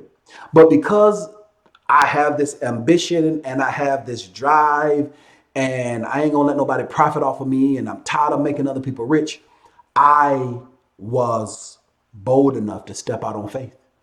That's the only difference. The only difference between me and a lot of other bankers. I got other bankers that watch me, other loan officers, other mortgage brokers, and I think I can do the same thing. You probably can, but 9 times out of 10 you can't, because I'm in my lane and Jehovah has blessed me for this. And this anointing that you see is on my life. At the same time, the fact of the matter, it is true. So because I did give up my cushy job working at the bank, and I said, you know what? Let me empower my people. Let me educate my people. And the money's going to come behind it. And it just has, and I'm very grateful for it. And I want everybody to be successful and everybody to be blessed because of this. So if you have not yet subscribed, make sure that you subscribe to my YouTube channel. Hit that subscribe button and hit that bell so the next time I'm live, you guys will be able to participate when I'm live as well. I don't always go live this type of live where I'm answering your questions. I do go live where I'm looking at reading questions, but sometimes they kind of get lost in the sauce. So ask your questions below if I missed your question, and I want you to participate. And let's see how close we are to hitting that 3 hours. I got 3 more minutes to go. So let's see where we are on our analytics. Let's see how we are on our analytics. Where are we? Where are we? Where are we? Yes, I hit 200. I have 201 thumbs up from a live. Thank you so much. And 2 thumbs down. Thank you guys so much. I never hit 200 likes before. And we're at 200 likes. Thank you so much. I appreciate that. Thank you so much. So somebody says, hold it down, Dean. Marcel Lewis, I will be holding it down. Thank you so very much. Someone says, I appreciate it. Put me on to you years ago. Thank you so very much for that, Young Jay. Somebody put you on to me years ago. So that's awesome, Young Jay. I appreciate you so much. Thank you very much. Tell people how a CPN can help. George Dorsey, the way a CPN can help is CPN stands for a credit privacy number. You have the ability to use a credit privacy number for the right purpose. Hear me clearly, okay? All right. I don't teach on CPNs publicly. I'm going to say that because CPNs is just like having a gun. A CPN is just like having a knife. A CPN is just like having TNT. If you use it the proper way, it is phenomenal and powerful. If you use it the wrong way, it is devastating. So because of that, I don't teach on CPNs publicly. I don't. because the liability involved, I don't. But a CPN is 100% legal if you do it the right way. Just like having a gun is 100% legal if you use it the right way. Just like having a knife is 100% legal if you do it the right way. Or just like having TNT is 100% legal if you use it the right way. But if you use it the wrong way, it is very devastating and very damaging. So I don't teach on CPNs publicly. I don't teach on CPNs in my startup coaching. I only teach on CPNs in my private, not private, but in the intimate mentorship course. That's something that we do teach on in that private sector, in that private section. We have close to 350, 400, 400 people enrolled into the major course. But in that private, intimate section, we only had 20. And that's how come the people who called in, I knew who they were because it's in that intimate section. So even though there were people that called in that I never talked to before, it's because they're part of the 300. But those ones that are part of that 20 that I have, I knew who they were because, and those are the individuals that I teach that on. So CPNs are very, very powerful when you use it the right way. But unfortunately, because they are so powerful, I can't teach on it publicly. But that's a very, very good question. But I will say this, they are 100% legal if you use them the right way. They can be used to help individuals that are in bankruptcy, who have severe challenges, or in some individuals who are very high profile that want to hide their private things like celebrities, dignitaries. Every single celebrity, every single dignitary, every single public official has one, and you can have one too if you do it the right way. You know how to use it the right way. And that is a very good way to end it. So I hit 3 hours and 1 minute on my clock. And I just want to thank you guys so much for watching. Thank you for staying with me. Thank you for being with me. And listen, I've said it before and I'll say it again. The only person stopping you from being successful is you.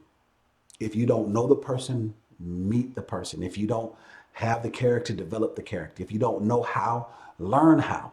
The only person stopping you from being successful is you. Listen, every closed eye ain't sleep, and every sleep eye ain't closed. Stay woke. Go get them, because success is waiting for you.